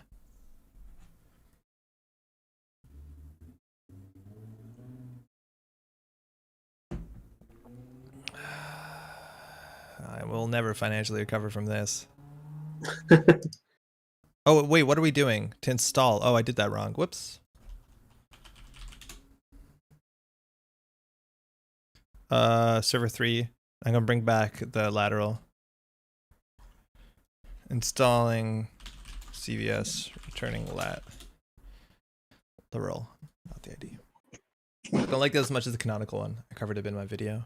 I don't think I've heard your videos on these alterations. Unless that's like what the snare bears are playing in Fight Night. Okay, this is a real threat. We're going to actually draw another card here. Oh, great. What we've always wanted. This is good. This is good. Chat, what is this? This deck is terrible. What were you thinking? Okay, so we install Vitruvius. What is this? Yeah. Biotic and also Audacity. Just Biotic of the Vitruvius? I don't know. Oh, yeah. Yeah. Yeah, that seems good. Yeah. You give a guy too many options, and then he doesn't know what he's doing. Yep. Choice paralysis. Like, every time I go out for ice cream. Oh, whoops. Imagine I was a bit smarter. I can't even afford this? No, Audacity. I'm not throwing out the whole hand. No, but you can get back the two Vacherons with... That's not good. It's fine. Then you gain 2 credits. Seems terrible. Yeah, I shouldn't have done that. Rob, you're too slow, man. No, there's no way that was right. Because now my hand is going to be just 2 Vacherons. This seems awful. That was way too expensive. Yeah, the unmitigated disaster. I think you should have drawn there with 0 credits. You were right. Drawing there would make the Vacherons better, but like we have 0 credits. And Pat, we trust. Yes, in Pat we trust. Pat would never steer you wrong. Patrick, on the other hand, my evil alter ego, definitely would. And you never know which one you're going to get on any given evening. Yeah, I have a paperclip. All right. All right. So we need to draw. We have to like draw a sprint, get these 2 hands, sprint them away. So I'm going to draw 3. And then click for a credit. You only need 1 credit to score? Yeah. Piss. Yeah, we need to draw a Spin Doctor. They have 2 Clot? Am I dreaming? Oh, no, they labor rights to Clot's back in. They lost it. So now they have access to Clot. They're going to rebirth into Omar. Now this is if successful instead of treated run. Okay. This is interesting. Low chance I think Chris runs Archives. Why waste a click? You say that. But now they have Biotic. So now on any single advance, they have the Biotic because we have access to Audacity. But in theory, they actually can react to Vitruvius counter, right? We would throw out 2 great. But now we have this on the table. So even if they do pull out Audacity, so we're 1 credit short, right? Because if we did... Because we could pull an Audacity. We could do install, advance Audacity, but then we would have to purge with CVS. We just can't afford it. Y'all, I think I'm doing click 3 install. Who's going to stop me? This time I won't. Which should give you pause. Maybe that means it's a bad idea. Who knows? No one stops me. Call the shots. So we were meant to make a Null deck tonight, just because the idea of face checking seems a bit safer. I looked at the time, but yeah, right. Yeah. WWPD. What would Patrick do? So they can run R&D here, which they are, and it gives them more counters. So Conduit is seeing 3 cards off R&D. The top one isn't anything that matters. I wonder if they're probably like really scrambling for an imp. This is credit positive, feels good. Okay. 4, 5, 6. I think we We Vitruvius. I think we Biotic Vitruvius and Audacity on top of it. I remember commenting that Claude was a good counter for this. Yeah, you also commented the Shaper Price of Freedom was a good counter. Claude is a really good counter. That's totally right, Diogene, but it matters on the deck that it's in. If it's a deck that has Simulchip, yes. If it is in a deck like 419, probably almost 100% no. Because you need to be able to bring it mid-turn. Playing a Claude on value isn't good. So any deck that plays Simulchip. The problem is that's Shaper, and Shaper is really underrepresented. We need 0 Vitruvius if you have 2. All right, I'm doing it. I'm just doing it. New remote. Oh, but no, we need this. Wait. No need for Audacity. But I need a res CVS. Isn't Claude in the bin? Yeah, but they have a Simulchip. I need a Audacity this. I need to do an advance Audacity.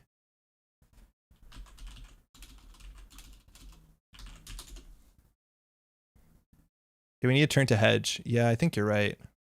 They said no action. I can't undo that. This turn should be purge hedge. But there's nothing to... You want to purge this? Yeah, but no, we have a CVS. Maybe you're right, though. Yeah, maybe we do need the hedge fund. The hedge fund is so good for us. Yep. YOLO. Let's do the worst of both worlds. I like it. This is such a bad play. Chris will never pin this one down. So they're going to catch up on for an imp. Yeah. Mm-hmm. Price of Freedom is a good counter also. If it also counter any deck. The card is not played enough and Clickouts proves its value. It's not... I don't know what deck you're talking about Clickouts, but it's just not a good card because you can't play... You have to play proactively, not defensively. Like you can't react to something. So it's really good if someone's going install advance in a remote server and you call it right.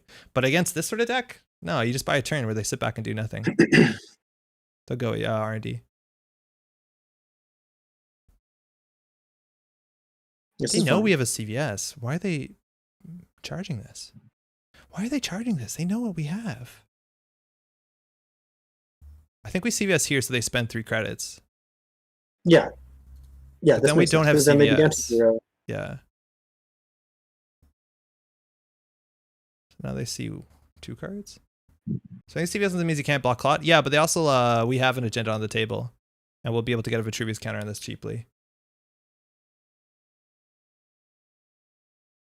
Like I don't think they're gonna check this with no money. Buying a tournament with a lot of fast events decks is huge, but it's so bad for you. Like the problem is like, yeah, you buy yourself a turn, but you installed a resource. You played this card that cost you like 3 or 4 influence, and then you destroyed your resource. Like sort of.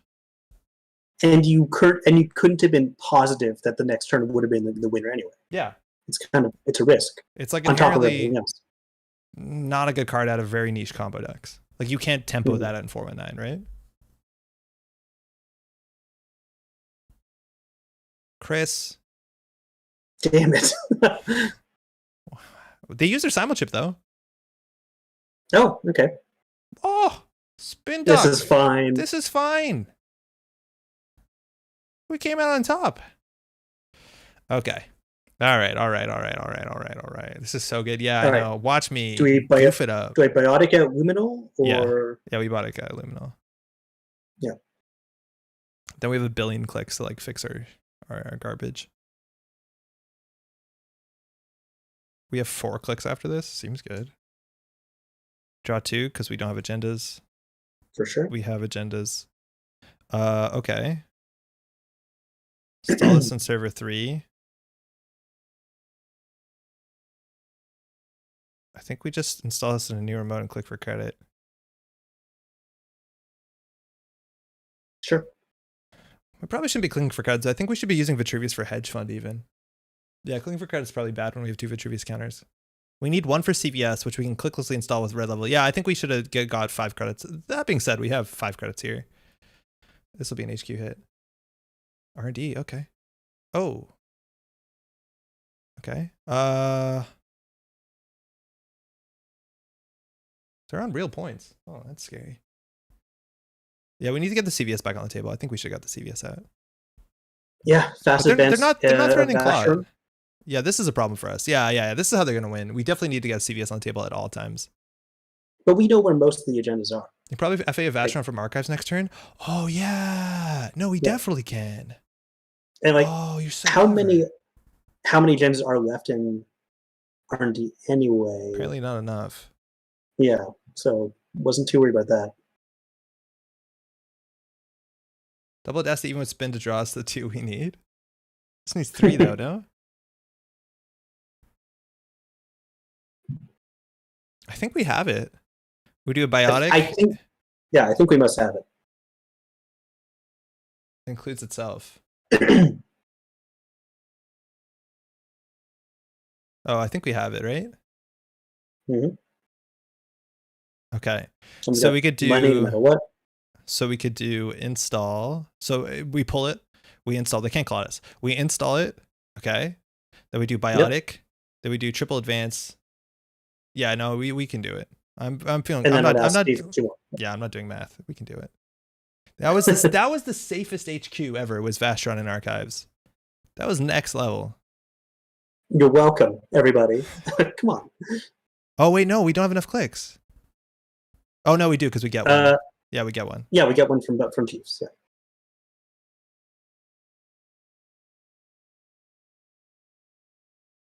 Good game. Audacity. 2 Vashrons. They were didn't have a spin. That was huge risk. Good game though. What was the turn count? Turn count is turn 9. Sounds like 10. Turn 9, even better. Oh man. Oh man. I should have cleared archives while virus counters were low. Well played. Oh, totally. Yeah, yeah. Because they were worried about CBS. Hey, thanks for game. Catch your end. Audacity's such a good card. It's absurd. It is absurd how strong that is. They had 17 credits. We had 52. We didn't do anything intelligent in terms of economy. We made 52 credits. Like, that is better than sometimes the entire HB deck that we played before, where we hit buttons and did stuff. Turn 8 next time. Yeah, we're getting better. We're getting more and more powerful. That's for sure. Turn 7 is pretty difficult with the deck. This deck seems good. I feel like them sacrificing the clot lock was probably a mistake, but we could have dealt with it. Like, we had red level clearance into whatever. 35 cards drawn by T9. I know, we could have drawn more aggressively too, huh? Deck seems good. Good deck, looks good.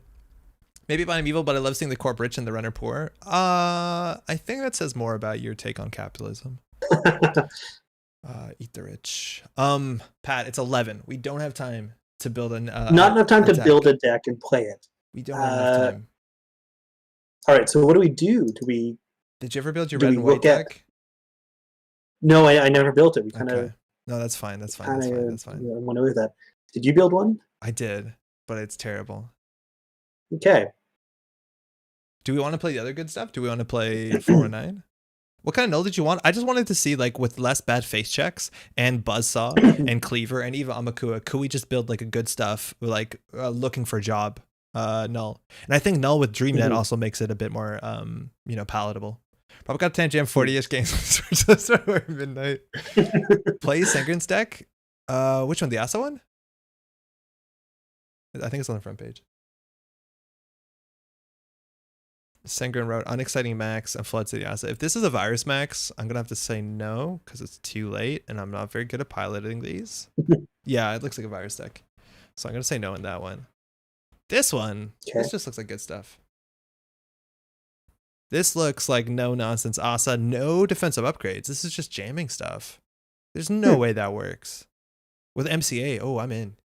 You in? Yeah, let's do it. Okay, 66484. Let me just update the deck tracker.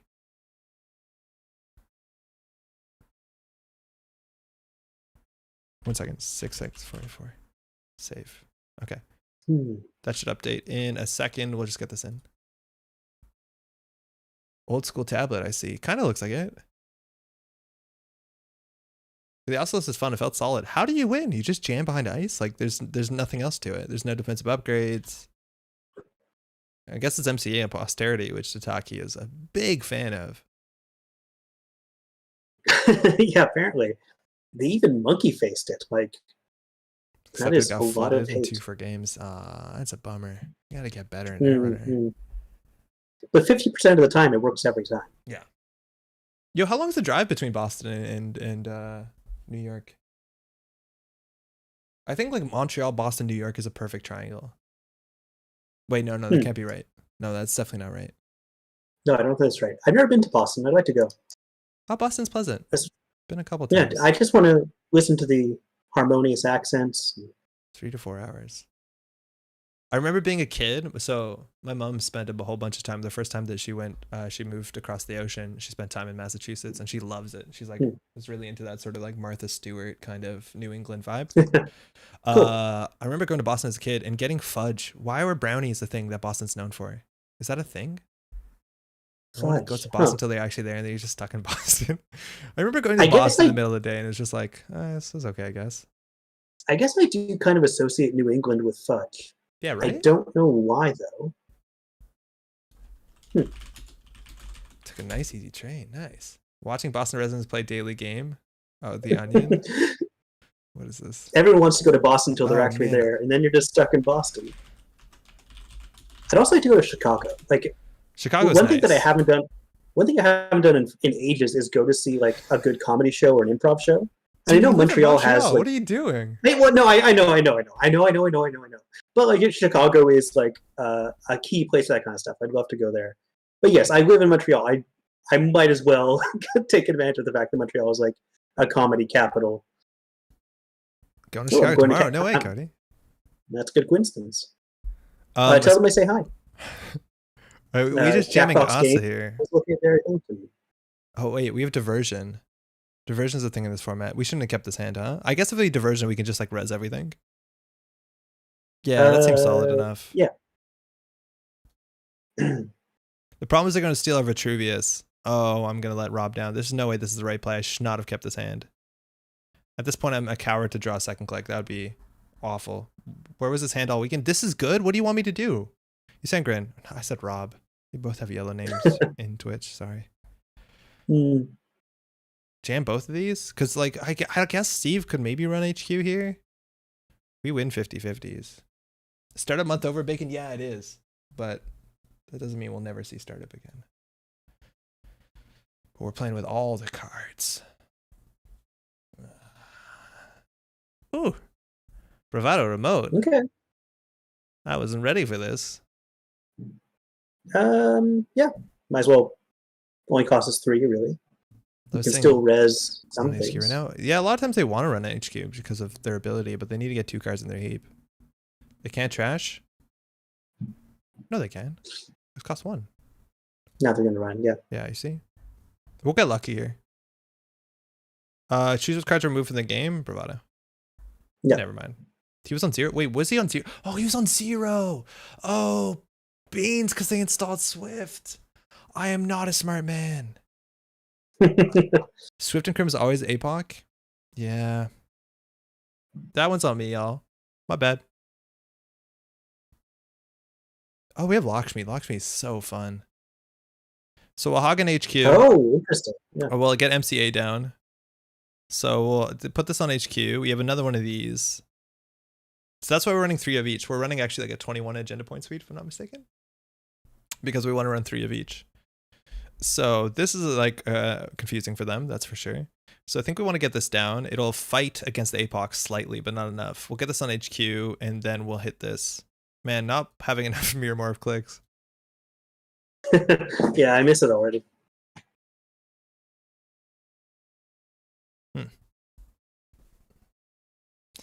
This feels too fair. This feels like a fair deck, you Sangrain. Maybe that was the problem. You don't run 3 Audacity.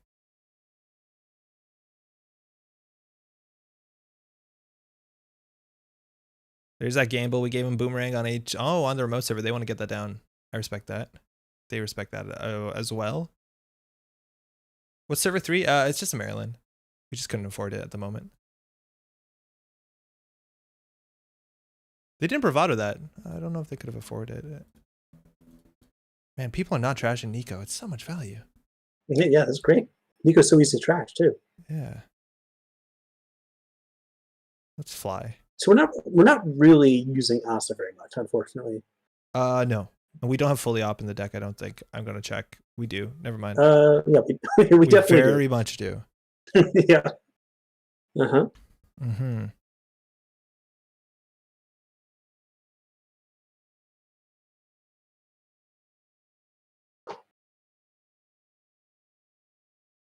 Feeling okay about that. And this card gets a bit worse, Drafter, if you don't have like defensive upgrades, because recurring those helps a bunch with the remotes. Oh, Drafter could use with an alt art. That's a very, very prevalent card. Yeah, that seems a lot. Okay. We're really hoping for another border control to put on a central, right? Border control and central? No. You want those on your remote. You're not afraid of Apocalypse or something? No. Okay. You do you. They hit the Lakshmi. They want to tear that down for 3, huh? Game 1, I drew 9 and 9 with 22 cards left in the deck. Game 2, 5 agendas, top 14. Ugh. Sorry to bring up Startup, but after playing it for a month, do you have any big insights or takeaways about it? Apologies to cover. We talked about it a bit. I didn't trash it. I think the big thing about Startup is that the win cons are pretty limited, and it does favor you in some extent to play like that sort of slow drip economy game like that. A lot of times can work with that. Sneak Door Passport? Wait, they played Passport? No, I also thought that was Passport at first. Like the new Sneak Door. Oh, it does look a lot like Passport. Very much reminds me of Passport. Yeah, no, I see it.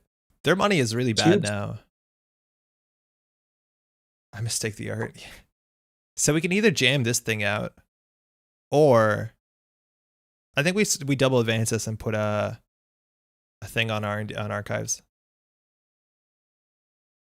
Or no, we single advance it.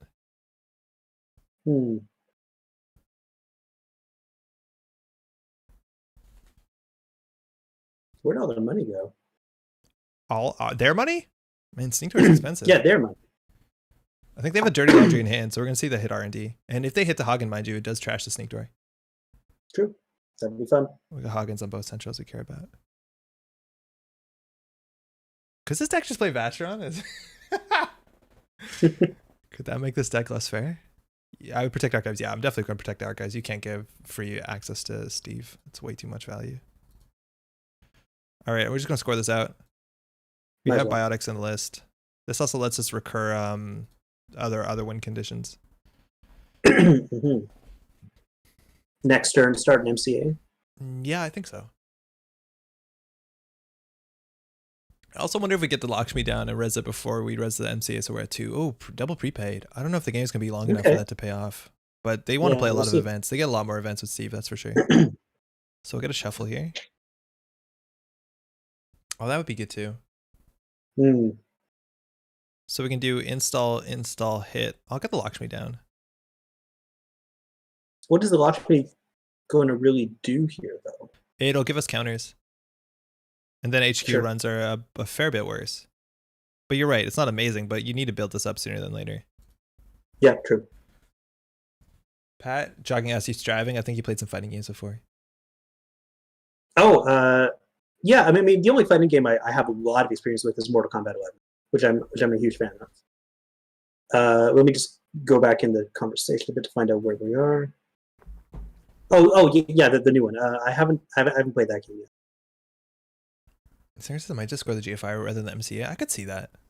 Gotcha so far it has been targeting those. So if they eat like a boomerang or inside job on this, I don't think we're too upset. But yeah, maybe we could just uninstall advance. I do want to start getting into more fighting games though. Like that's I'm going to check it out for sure. Like I've played a little bit of Street Fighter 5. I have some friends who are really into that, and so I'm trying to like slowly work my way up to their level so I can play with them. And eventually I'll probably eclipse them and then have to go find real competition. We'll see. Yo, did you try the new Smash character? I was not excited about it. Is he already out? Yeah, he came out like 2 days ago. The one from Tekken? Oh, I didn't know that. Tekken I haven't fella that looks like he's from Dilbert. He does have Dilbert hair. No, I haven't tried him yet. Except we need to syncopate. Strive is super good. What is Strive? Blaze Blue? I don't know what Strive is. Guilty Gear. Guilty Gear, right. Yeah, it looks gorgeous. I have not tried it yet, but I'll try soon. Like, you haven't drawn it?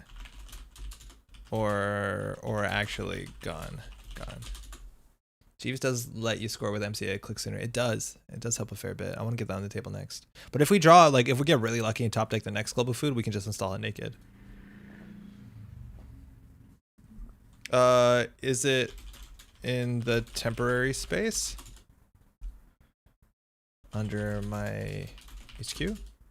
Cards you play go there when you undo. The heck? Wait. They started the turn with 3 cards. They drew a card. Oh, you undid. Oh, wait. You undid. You just need to draw. You lost a click to MCA. You haven't done anything.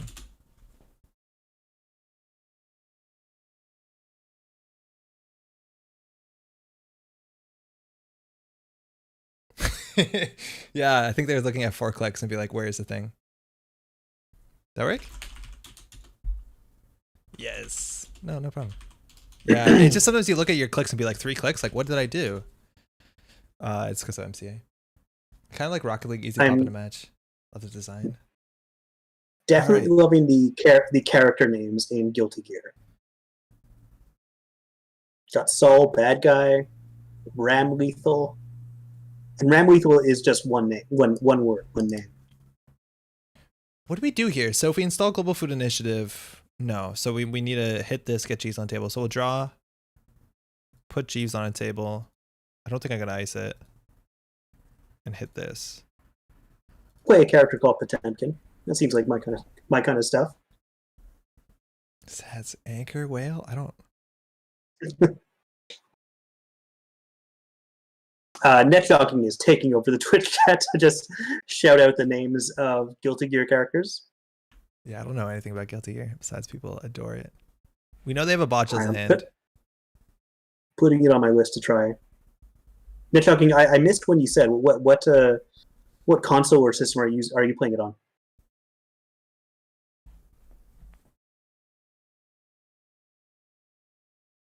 Because I'll probably play on PS4, I imagine.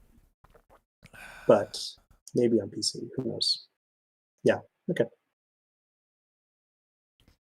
Do we border control here? I think we do. Yeah.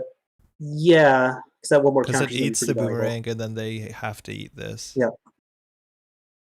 I think I'm going to.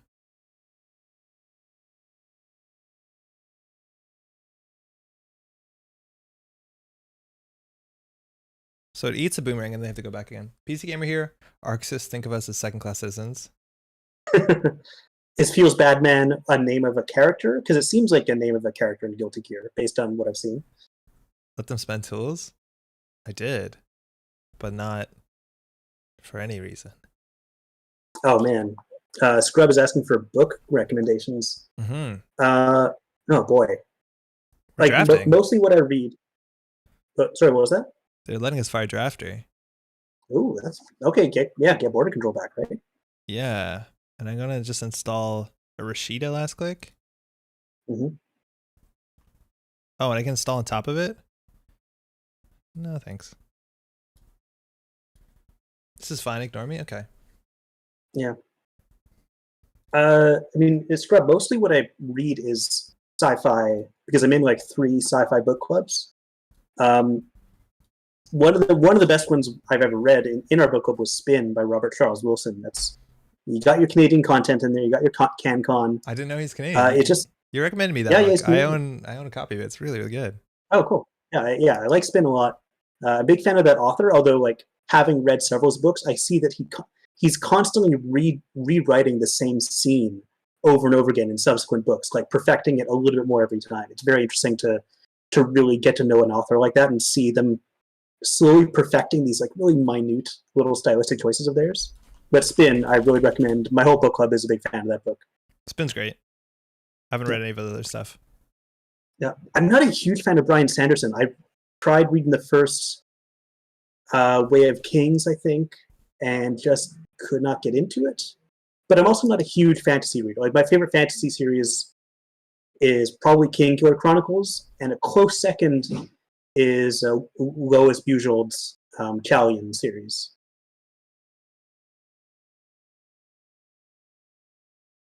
Just finished Zenzegi by Greg Egan. It's great stuff, but not Mind Melty's the usual stuff. We'll probably read some more Neil Asher now. Oh, cool. Greg Egan. Yeah, I've only read Permutation City, but I love Permutation City. It is the ideas per sentence in that book is higher than almost any other book I've ever read. It is so dense with good ideas, and like you could stop at any sentence and expect it to go in any direction from there. Oh, this is gonna be interesting. It's a border control, so that's for sure not gonna. That's an unsell. So let's let them deal with the unsell and then border control. Yeah, and then they still let this drafter fire. I don't know what's happening here. I think we have to trash the botches if we trash anything, though. We knew that. Yeah, the second Chalian book is even better than the first, and I really like the first. And then I've been reading novellas that are set in the same world, but in a different time and place. But same kind of magic system. I referenced Niven earlier tonight, actually, by quoting from the Moten God's Eye. I haven't read New York 2140. Oh, I fired too soon. Oops. Hold on, I fired too soon. It's okay, we'll border control them.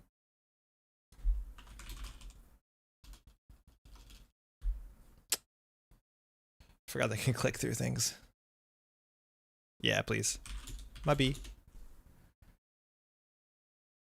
The only SF book I read that was more idea dense permutation was Schism Matrix Plus by Bruce Sterling. Schism Matrix. I guess it's Schism, not Shiz. Right now, I'm getting back into scientific nonfiction for the first time in ages. So I'm reading Mushroom Guy? Yes, I was about to talk about the Mushroom Guy. His name is real, and his name is Merlin Sheldrake. If you're in the chat, great name. Big fan. And his book is called Entangled Life, and it's about the way fungus is a part of the life cycle of just about everything on the planet more than we realize. And so far, it's been very fascinating. They can't but yeah, mostly I read science fiction. They decided not to be able to steal their trash. Our economy is a bit toilet, but we just scored one of these and we are on game point. If we draw another food, I think we're golden. I'm reading that now. It is insane. I don't know if that's the mushroom book or not. Is the mushroom book insane? I'll be really happy. Must be. Well, okay, now I have to go look up Merlin Sheldrake's Twitter. Real name. Oh, Sheldrake's. Oh, man.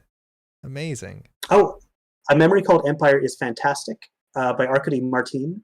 Have not read the sequel, but I really like Memory Called Empire. Another very solid, very, like, I mean, as distant as the science fiction world of that place is, it's felt very authentic.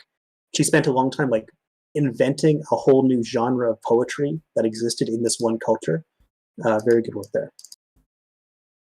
Oh yeah, his pinned tweet is the one of him eating the mushrooms that are grown out of his own book. I watched the YouTube video earlier this evening because Pat told me about it. Yes. Mm-hmm. Just planted. It could have been tomatoes. Hushek. Okay. It's basically a 4 maker's eye. Fully op, spin doctor, global food, off-world. If they steal the off-world office, I'll be stoked. Because I want the GFI. Yeah, the GFI can fully op draw to find it. Yeah, I think so, but then we still have to double advance it. Oh, not necessarily. I think you're right though. We do install it, but money is a problem. He for sure. Yeah, he says in the book he does LST, or at least he did it. He does it at least once in the book so far that I've read, and maybe he continues to do it. I don't want to judge. He would be a Shaper player. He is the quintessential Shaper player for sure. Maybe we should have drawn there. Oh, we should have drawn there. We haven't got diversion yet, though. But some people are not playing diversion anymore. If I advance this once, I don't know what to do. Beans. They have to run this twice. That seems really difficult. I'll just advance this once. Mm-hmm. Then they can trash the G's, I guess. I'm probably at around the same place you are, Comicroni. WK is great. That was your first Anderson. No, that's a really heavy way to get into Mistborn or Warbreakers. Better entry point. When in doubt, I read a culture novel. So sad, I've read them all now. I don't know what any of this means, man. Oh, culture novels you might like, Andre. Well, maybe. Like I've read maybe half of them, and I'm a big fan. What are they? Oh, so they're set food on the top. So they're Ian M. Banks's sci-fi books. He also wrote The Wasp Factory under a different name, a book I love and have a hard time recommending because it's one of the few books so horrifying. Even I had to like pause from nausea. And I do not get easily affected by books, but the Wasp Factory messed me up. Yeah, Andre, focus on the game. Play. Yeah. I don't know what the board game book is. It's boards. I don't. Oh, the game. No, I think. Well, I thought he was trying to tell you to watch the game. There's cards on that. Dirty Laundry just hit R&D. They have 1 click left. There's no agenda on top of R&D. They're career fairing. I think we win because they didn't trash the Jeeves. If they trashed the Jeeves, we wouldn't have won. Oh, never mind. We win. Okay, cool. Yeah, so Use of Weapons was the last culture book I read, and that was amazing, but probably need to take a break from him for a little while because that book is nuts. Ooh. Oh, they're telling you to read the culture book called The Player of Games. That probably, because it's kind of a book about a giant board game, if I remember correctly. Is culture a name? Just the culture. Look up Ian. Yeah, there we go. Oh, okay. Ian M. Banks. Okay. This is like super far future space opera politics stuff. Neat. Manx is a phenomenon, wildly successful, furiously creative, gnarly energy and elegance. Oh, it's from William Gibson. I know William Gibson. All right. Deck is unbeatable. Sangren, you dropped the ball there, the way you drew cards. Cooler, funner Star Trek, basically. Oh, I have no idea. That is an interesting way to refer to culture, but I don't disagree entirely. Because the culture's interpretation of the Prime Directive is vastly different than Star Trek's. But they both kind of have a version of it. There's a Prime Directive in Star Trek? Yeah, the Prime Directive is Star Trek saying, like, we don't interact with cultures that have not yet reached a certain scientific point. Really? Yeah. And most Star Trek stories that involve the Prime Directive are about them breaking it. Like, I don't think I've ever seen a Star Trek episode that does not involve them encountering a primitive species and then not breaking the Prime Directive. Like, just something they do all the time. Should have played more broken cards. Korean reality TV show. I was looking for more Rex, been looking to get into The Expanse. That is is that a book? I don't even know that as a show. It's a whole series of books. Oh.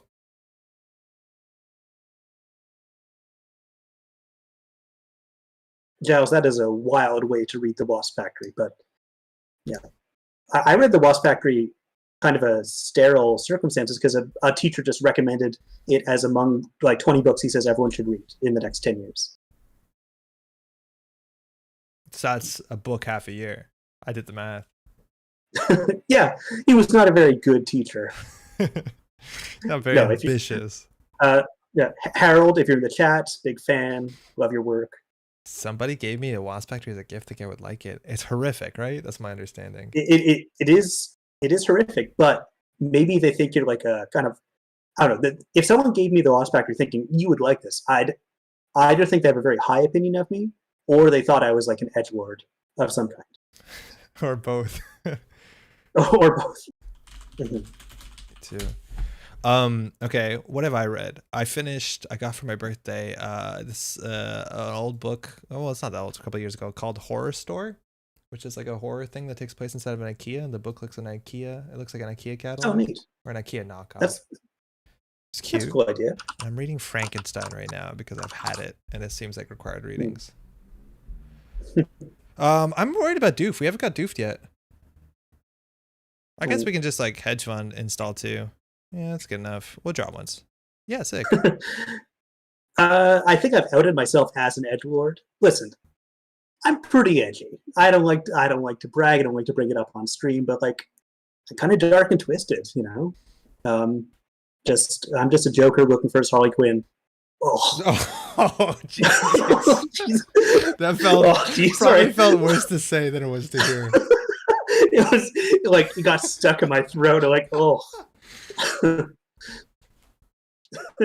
right, we got Penny Shaver Leech coming in, so they're gonna poke R&D. This doesn't taste good. Andre, I'm just gonna sign off. We had a good run.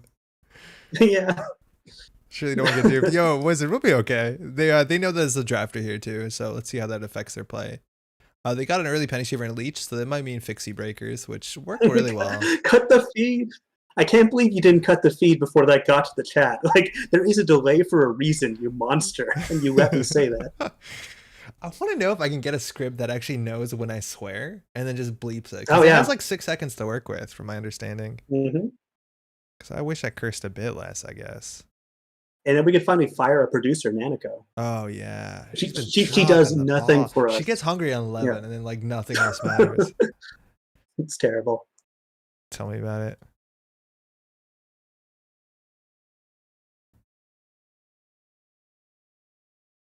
All right, slow down. Everyone slow down. Discard down to 5 cards? Are you serious? Okay. Ooh. It's a fun one. Maybe this stream just needs a third member specifically cut the feed when appropriate. Yo, imagine we had a producer. Yeah. We could show all the cards at the same time, hidden buttons, change the lighting. Yep. Falsified. Guess acid. My greatest weakness. We'll res it though and gain a credit. Man, I wish we had more ice. So we're going to hit this. So we want to install a hedge fund, hit that. If we had ice, oh man, we'd be good. Yeah, we're really not triggering acid very much. No, we are really not triggering the acid a lot. I think we had triggered acid like maybe 3 times. It's good on drafter and stuff like that, in which like you can sometimes will it to work. Yeah. Oh, gatekeeper. Don't mind if I do. It's a good face check. Draw 3. So shuffle up to 3 agendas. So in theory, we have a Lakshmi. So we actually could go for the true play. So just get rid of the food. Oh, we could have scored food from hand. I'd rather score Vitruvius with tokens. Actually, maybe that was wrong. Maybe we scored food from hand. And the class acted. Yeah. Okay. I never know the math on this. We can hit this. We can use the counters. And we can score a big Vitruvius. That is the play, right? Yeah, you can score Vitruvius with a counter, I think, right? Yeah. So I'll res this. Click this. Oh, more than, I think like 3 counters. So this is going back to books for just a moment. I don't want to take up too much of that time. I watched a bit of the, I never remember, it was Nebulas. I think it must have been the Nebulas Awards because they're live streamed. And wasn't too happy with all the winners, but Hades won for best narrative. Like the video game. Yeah, the video game Hades. But someone didn't fill out the form correctly whenever it was submitted for consideration. So the announcer read out, and the winner is Hades from publisher. And then they cut to whoever it was accepting for game narrative. That was kind of funny. That is funny. I'm resing here just to eat the boomerang, but I don't, like, our money is going to be a problem. But they're not trashing this, so, like, I don't think this is that bad. Yeah, we're getting it back. We're getting the money back. It's not terrible. Yeah. Never read Gormenghast, but one of these days. Yo, imagine it's been brought up in book club. But, imagine we had economy. What could we for? We've got 5 credits.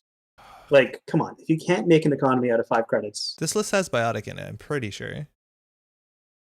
Flood City. It has a single biotic. Oh man, I've been relying on that biotic. Okay, let's slow them down again.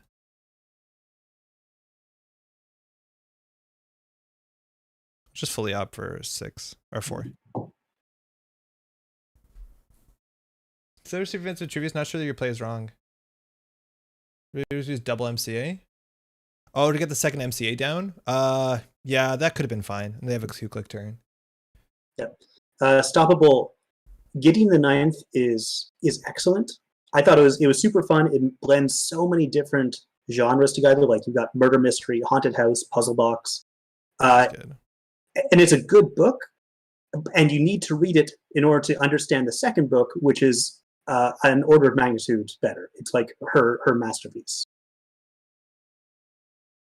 But yeah, it's a great series. Can't wait for the 3rd one.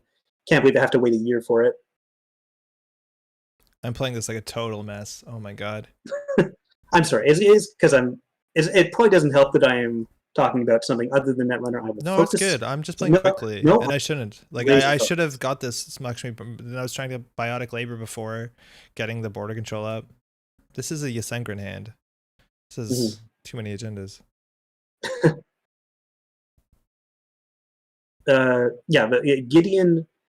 At first, I was bothered. I was annoyed by the book because of like, it's weird how many like modern references and this is right. Like it set in the far future. You know, it doesn't make the ways characters talk doesn't make any sense given the setting. But once you get used to it, it's just like a super fun book and doesn't take itself seriously at all. I'm surprised they trashed that. They have a lot of money. Oy vey. Do we pop this just to score an off-world office? I think we might. That's money. That's not bad. Money and points.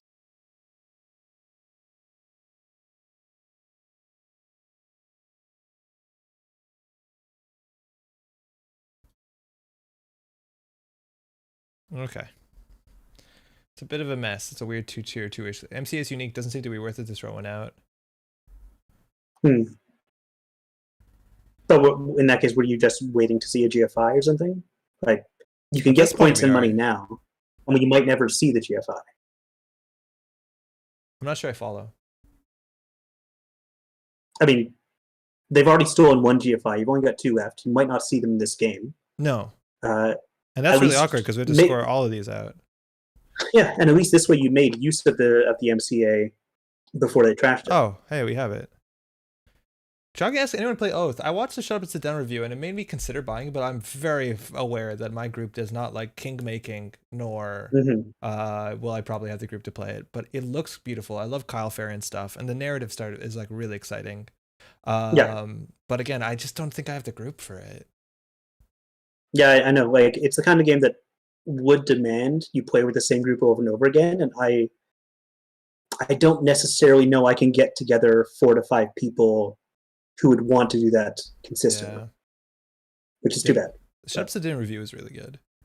Yeah. And like I had an option to pick up. I have a local store here that's so good. They order Kickstarter stuff, and then you can buy it at the Kickstarter price, and it's amazing because they save shipping on bulk order or whatever. But yeah, no. I would love to play it. I love the story building, but like the idea that the games aren't balanced and some people can just be out of the game, like I don't know, SirLoathing but overhype. Yeah, maybe I could see it. I just love Kyle Farron's art though. It's so nice. Oh yeah, very much so. Yeah, I'm a huge fan of Root's art. I do have like Root and the first 2 expansions never touched. Like, I mean, I've played Root elsewhere, with you and I have a bunch of Root expansions I've never opened. I think I have 2 of them, and haven't opened either of them. But I played the original Root for a bit, even 2-player. Yeah. And if they inside job this remote, we lose. But anything else, we're fine. Diversion, we're not fine. If only this deck had Audacity. If only this deck had Audacity. We're 1 credit short. Yep. Even a red level clearance would be good. You're not playing enough broken cards here. Coin, big in the root. Yo, Cactus, I've never played a coin game. Those seem perhaps beyond me. Yeah. Yeah, but like in theory, I like any complicated game. But again, it's part of it is the group factor. Like, how do I sit down 4 people who all want to read the rules of this game as well as me? Yeah, I'll be honest. I don't think we're winning. I don't think we're winning this one. Yeah. I don't see how we could possibly win this. We lose to Amakua. They have 2 data sucker counters. They need to run this twice with 1 data sucker counter. I think we just draw. I think if anything we can draw, double install this with this, then hit this. But then our hands only agendas, which honestly, it's pretty bad. And is there anything we can pull from archives that's useful here? No, even if we just had a red level clearance, we'd win. An Audacity, we'd win. But we don't have either of those. Found super complete existential dread recently. I have 2 mates who are keen. We're just littled onto the start. Oh, Giles, if you need any help starting, hit me up. If you want to learn the game or whatever, I'll jump in and teach. I don't know, man. I don't think we got anything. I would just love a mana garm. Like, it does so much. Yeah, I don't think we got it. I think the best is we have draw to dilute our hand. Fully operational click for credit. Yeah, this is so sad to see an Asa with 1 remote Yeah, I know. There's a 2-player coin, Colonial Twilight, about French-Algerian War for Independence. There's also like a lot of those themes I don't think I'm very, like the historical heavy themes that I'm not like particularly excited about, even though I do have Pax Mimir 2nd edition, but the mechanics of the game are really cool. Overinstall the GFI? Yeah, you may be right. Overinstalling the GFI with the Spin Doctor, but I think then we just lose slowly more than is we have a chance of winning now. I think we lose this turn though, because they're probably going to poke HQ. Oh no, they probably run R&D. We want them to trash everything. And there's a chance that maybe they fear like a Brawn or something here, but then they click run early, and if they run early, at least this triggers, and then they counter, and they have to run back. They still probably succeed. I think, yeah, Spin Doctor might be right, but I just don't see a way that we'll close the game out. Those Doofs are good. It's the first time we played against Doof in like a month. They're really good. They also still have... You can win long games, you really think? Shit. They also did have... a long game... Sorry? You in another long game, you might have had fully up to get a little bit more out of, so I don't know. Yeah, maybe. They also do have the Expose card. Hey. Oh, it looks good. I do wish Gateway had come with more specific HQ pressure events, or an HQ pressure event. Like I was expecting maybe a mini Doof, but we got Dockland Pass. Yeah, it's more about pressure. There's no like the economy denial. MCA recursion is a big deal. Let me retry ending mine. Oh, this is how we win.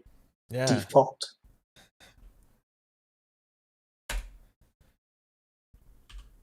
Oh, sick.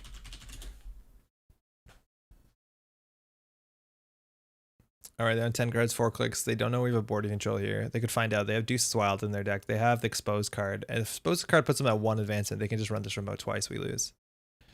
Yeah, not looking great. Oof.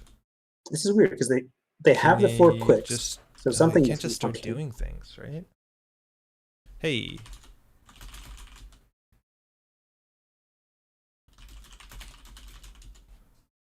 Does anybody know what to do in this situation where you can't start your turn? Is the server is the game just busted? And I'm guessing they've said they've tried refreshing and they can't. Yeah, it doesn't seem to be working. I guess we'll find out. I've never paused the music, so music was just running in the background. I just put it quiet. Oh, that's kind of nice. That adds a bit of rhythm to our. They don't need Deuces. They have leech. Oh, you're right. Banter. They can just leech this and we lose. Yeah, no, this is unwinnable. We definitely should have swapped this out. The best thing we have right now is the internet connection. That's our win con.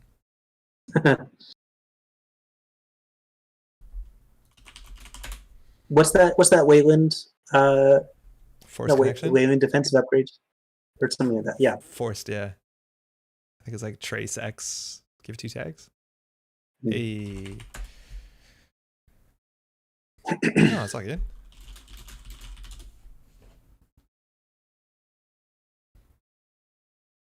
Reduced service is what I think. No, Stoppable.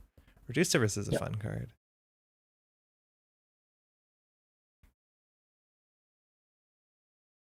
Opponent's real life internet connection. Oh yeah, because I get it. It's not forced connection. That makes more sense.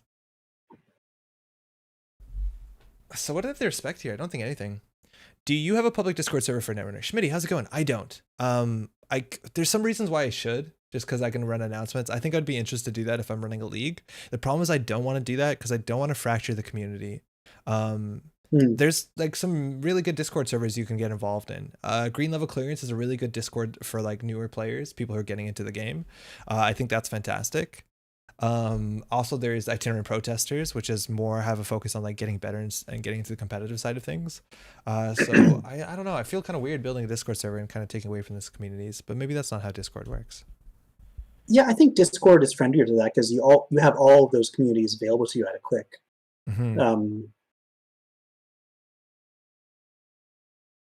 Well, this is it, folks. Oh, I forgot we don't lose on this. It's only 6 points. That's good. That's good to know. That doof absolutely saved him there. We need a red level clearance on Audacity. Like that's the thing is like I obviously we played that the last deck, but like just scoring agendas out of hands is so much easier than putting them on the table. Like putting agendas behind ice and expecting them to stay a turn feel just like we're taking on so much risk when I started this deck after the other one. I should have been asleep hours ago. Thanks for my mediocre deck spin. Yo, Synchron, thanks. I'm gonna check out the video. All right. Get some sleep. Have a good night. As many servers as you like. No, I know that, but like I'm in a bunch of servers and to the point where I don't check some because like there's a lot. I don't think we can beat Amakua with Leech. We need to really drag it out. We need to fast advance something up. And we only have a single biotic, and even then, that's not enough points.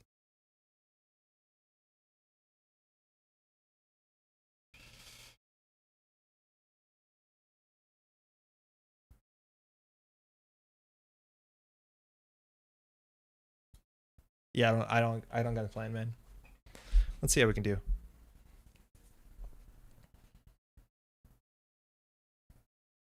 Sorry, I missed the name of the second. It's Itinerant Protesters.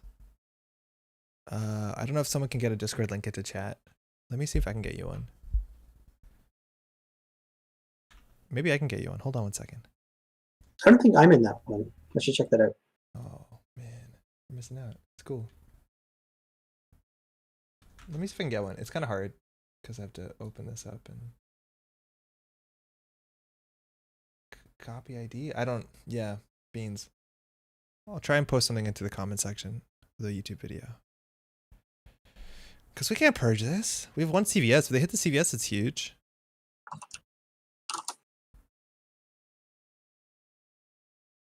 Oh, Sad's huge. Thank you. Sad's posted it. You'll see it on, it'll come through Restream Bot. It's a Discord link there. Thank you. Do they trash this?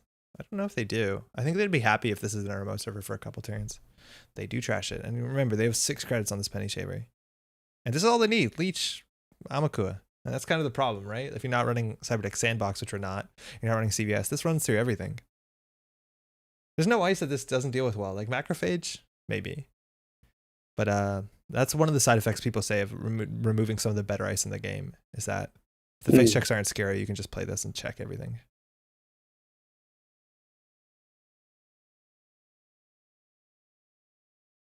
Hey.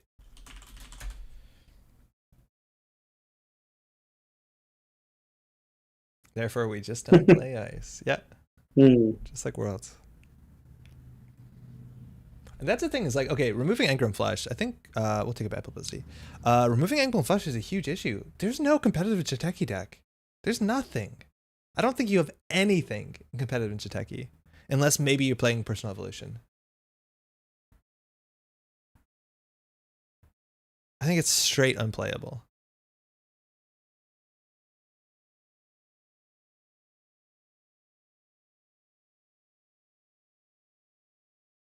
Bad part 2 here is that there's like 2 of basically every agenda app besides Off-World Office, so like Lakshmi is almost, it's very difficult to use.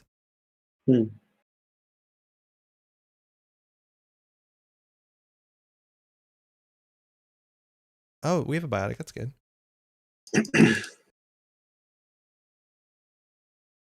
Thanks, Nathan.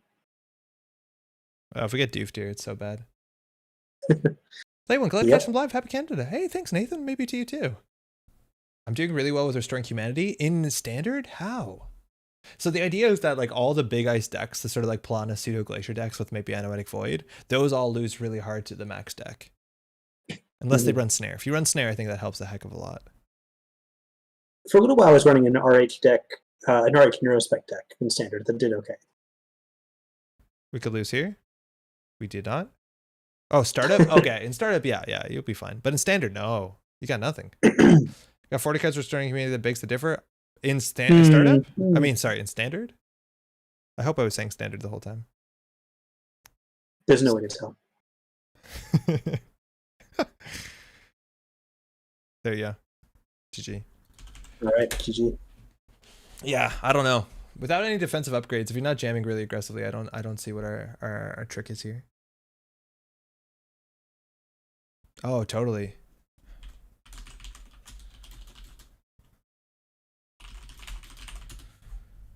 Yeah, so that doof was 1 credit short. So there's ways that we could have pulled that through. punitive Jinteki. Lack of good Jinteki ice except Engram is an easy releases have been. Yeah, it's been really bad, Paul. There's like no good Jinteki ice right now. Besides like a Nancy and arguably DNA tracker. That's like it. Like in the mid range, you have to play things like Ike, which is okay. Yeah, it's okay. Oh, Pat, your Ash's stream appearance. I didn't realize that. Oh, cool. I haven't seen that. I should go back and check out the Shuffle Bus videos because I have caught up on a few of them, but I don't think I've seen my own. And yes, I was playing the villain, playing the heel. They need someone to root against, and I'm that person.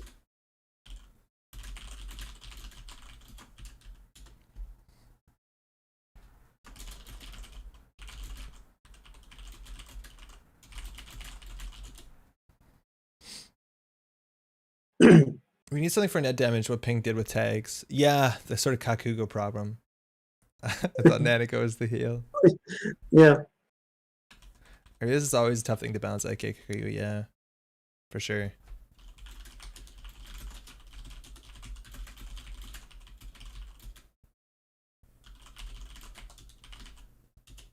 Wait, what's the ice on here? I don't think it's that low. It's not like low. It's like 14. Wait, it's no. 14, which is still kind of low for Asa when you don't have any upgrades either, right? It's not the lowest, and the idea is that like you draw with this deck a bit. No, I'm thinking sports metal, so I don't know. Yeah, I just didn't feel it. I don't feel like you want to jam really aggressively and consistently every turn, and we didn't pull that through, and that might be on us. Maybe the MCAs slow you down, so you're not doing that. All right, this is Diogene's list. No. 40 card. Yeah, so Diogene's been making these 40 card decks. He hasn't explained why, but just 40 cards for the sake of 40 cards. Not a big, like the idea is 44 will probably make the deck better. You just have less cards that are agendas. There's some arguments why that's better, but yeah.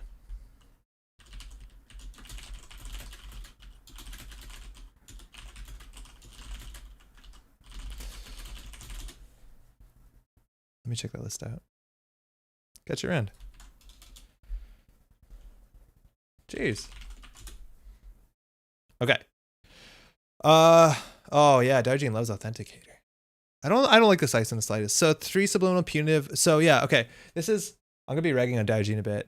Something that shows up I think in a lot of Diogene's decks very consistently. Let him have it.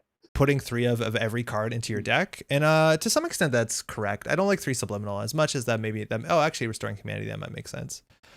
But the idea is that you make a lot of money and then you jam these agendas and then hit with punitive counterstrike. So I'd argue that any competitive standard deck that has like a robust economy is not going to struggle with this in the slightest. Even if they put one just tech card, you're done, right? Like a single Citadel Sanctuary, a single No One Home. Like this deck has Sports Hopper, which yeah, I guess that one doesn't show up as much, but you could. So then like there's no teeth to this.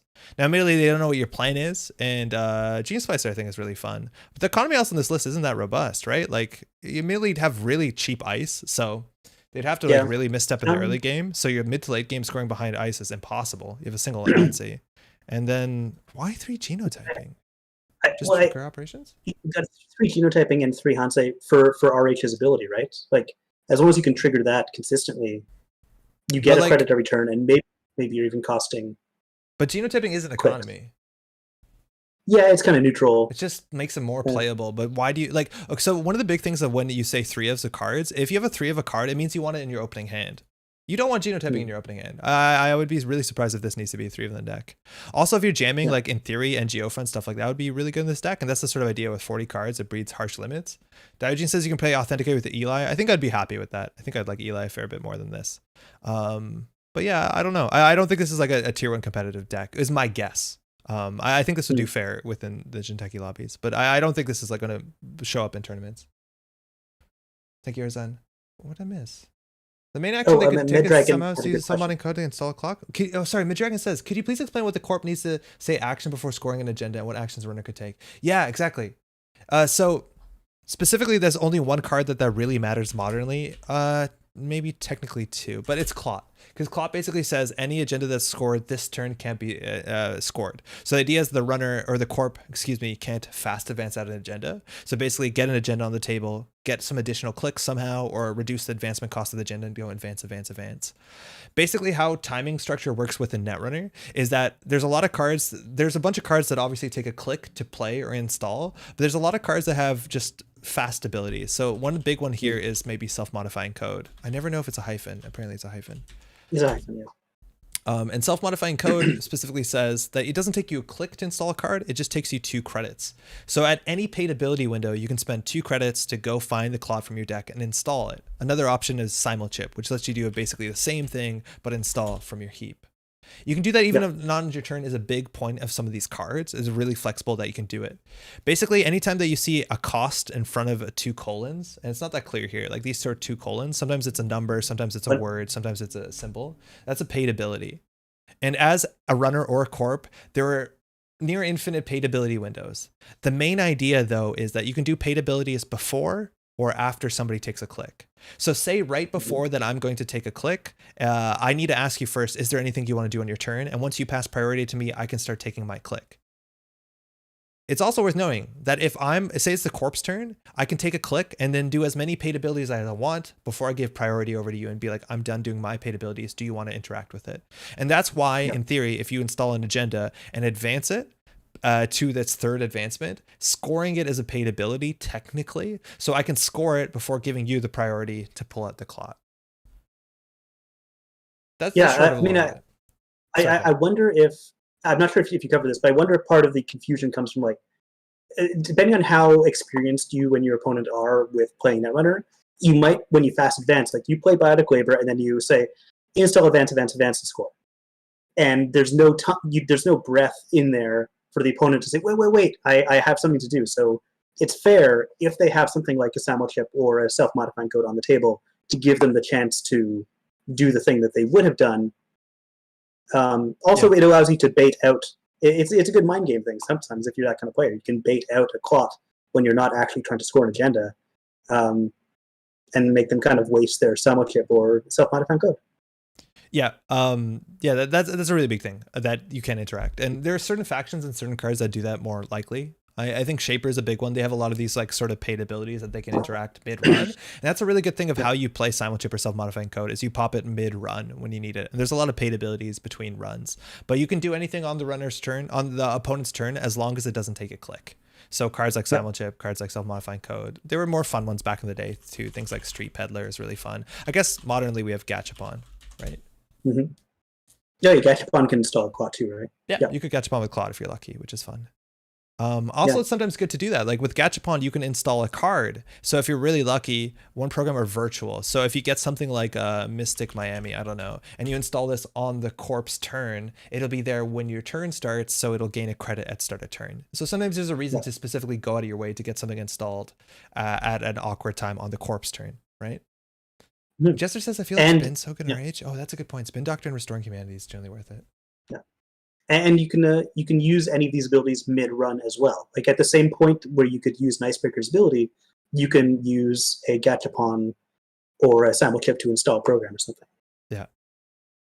Divergence is not tier 1, but it works, which shows that some testing of former cards you can make the archetype competitive. But I actually fundamentally disagree with that. Because when I mean a deck is competitive, I mean it's, where is it? Beans. I think I closed through it. Yeah, I mean that it's a robust strategy. This is a very, very single strategy of I'm going to get a punitive counterstrike to score. I don't think you have any plan to score an agenda behind ice. Once the runner gets down their Amaku and the Leech, just like in the last game, you're done. Because you have one big ice and everything else is like pretty low strength, or relatively. I guess IP block's annoying for Amakua, but I think that's it. And the idea is that like if the runner just has one tech card, this falls apart. If they have a bit more money than you, which is not unlikely considering you're not aggressively doing anything, this can fall apart.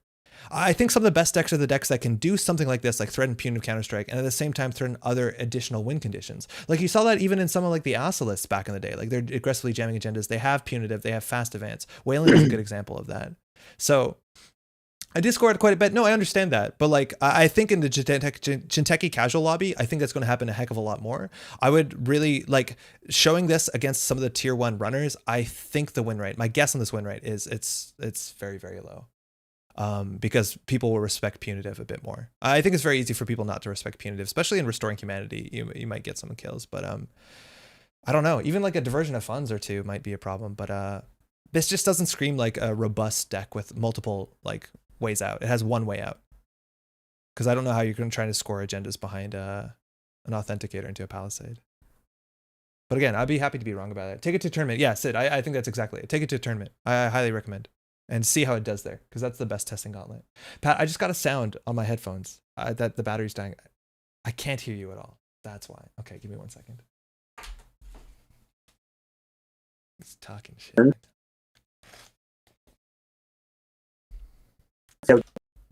Drive. I like the names of the characters. Going to check that out for a bit. I think we all a lot and the value of reading and the value of friendship.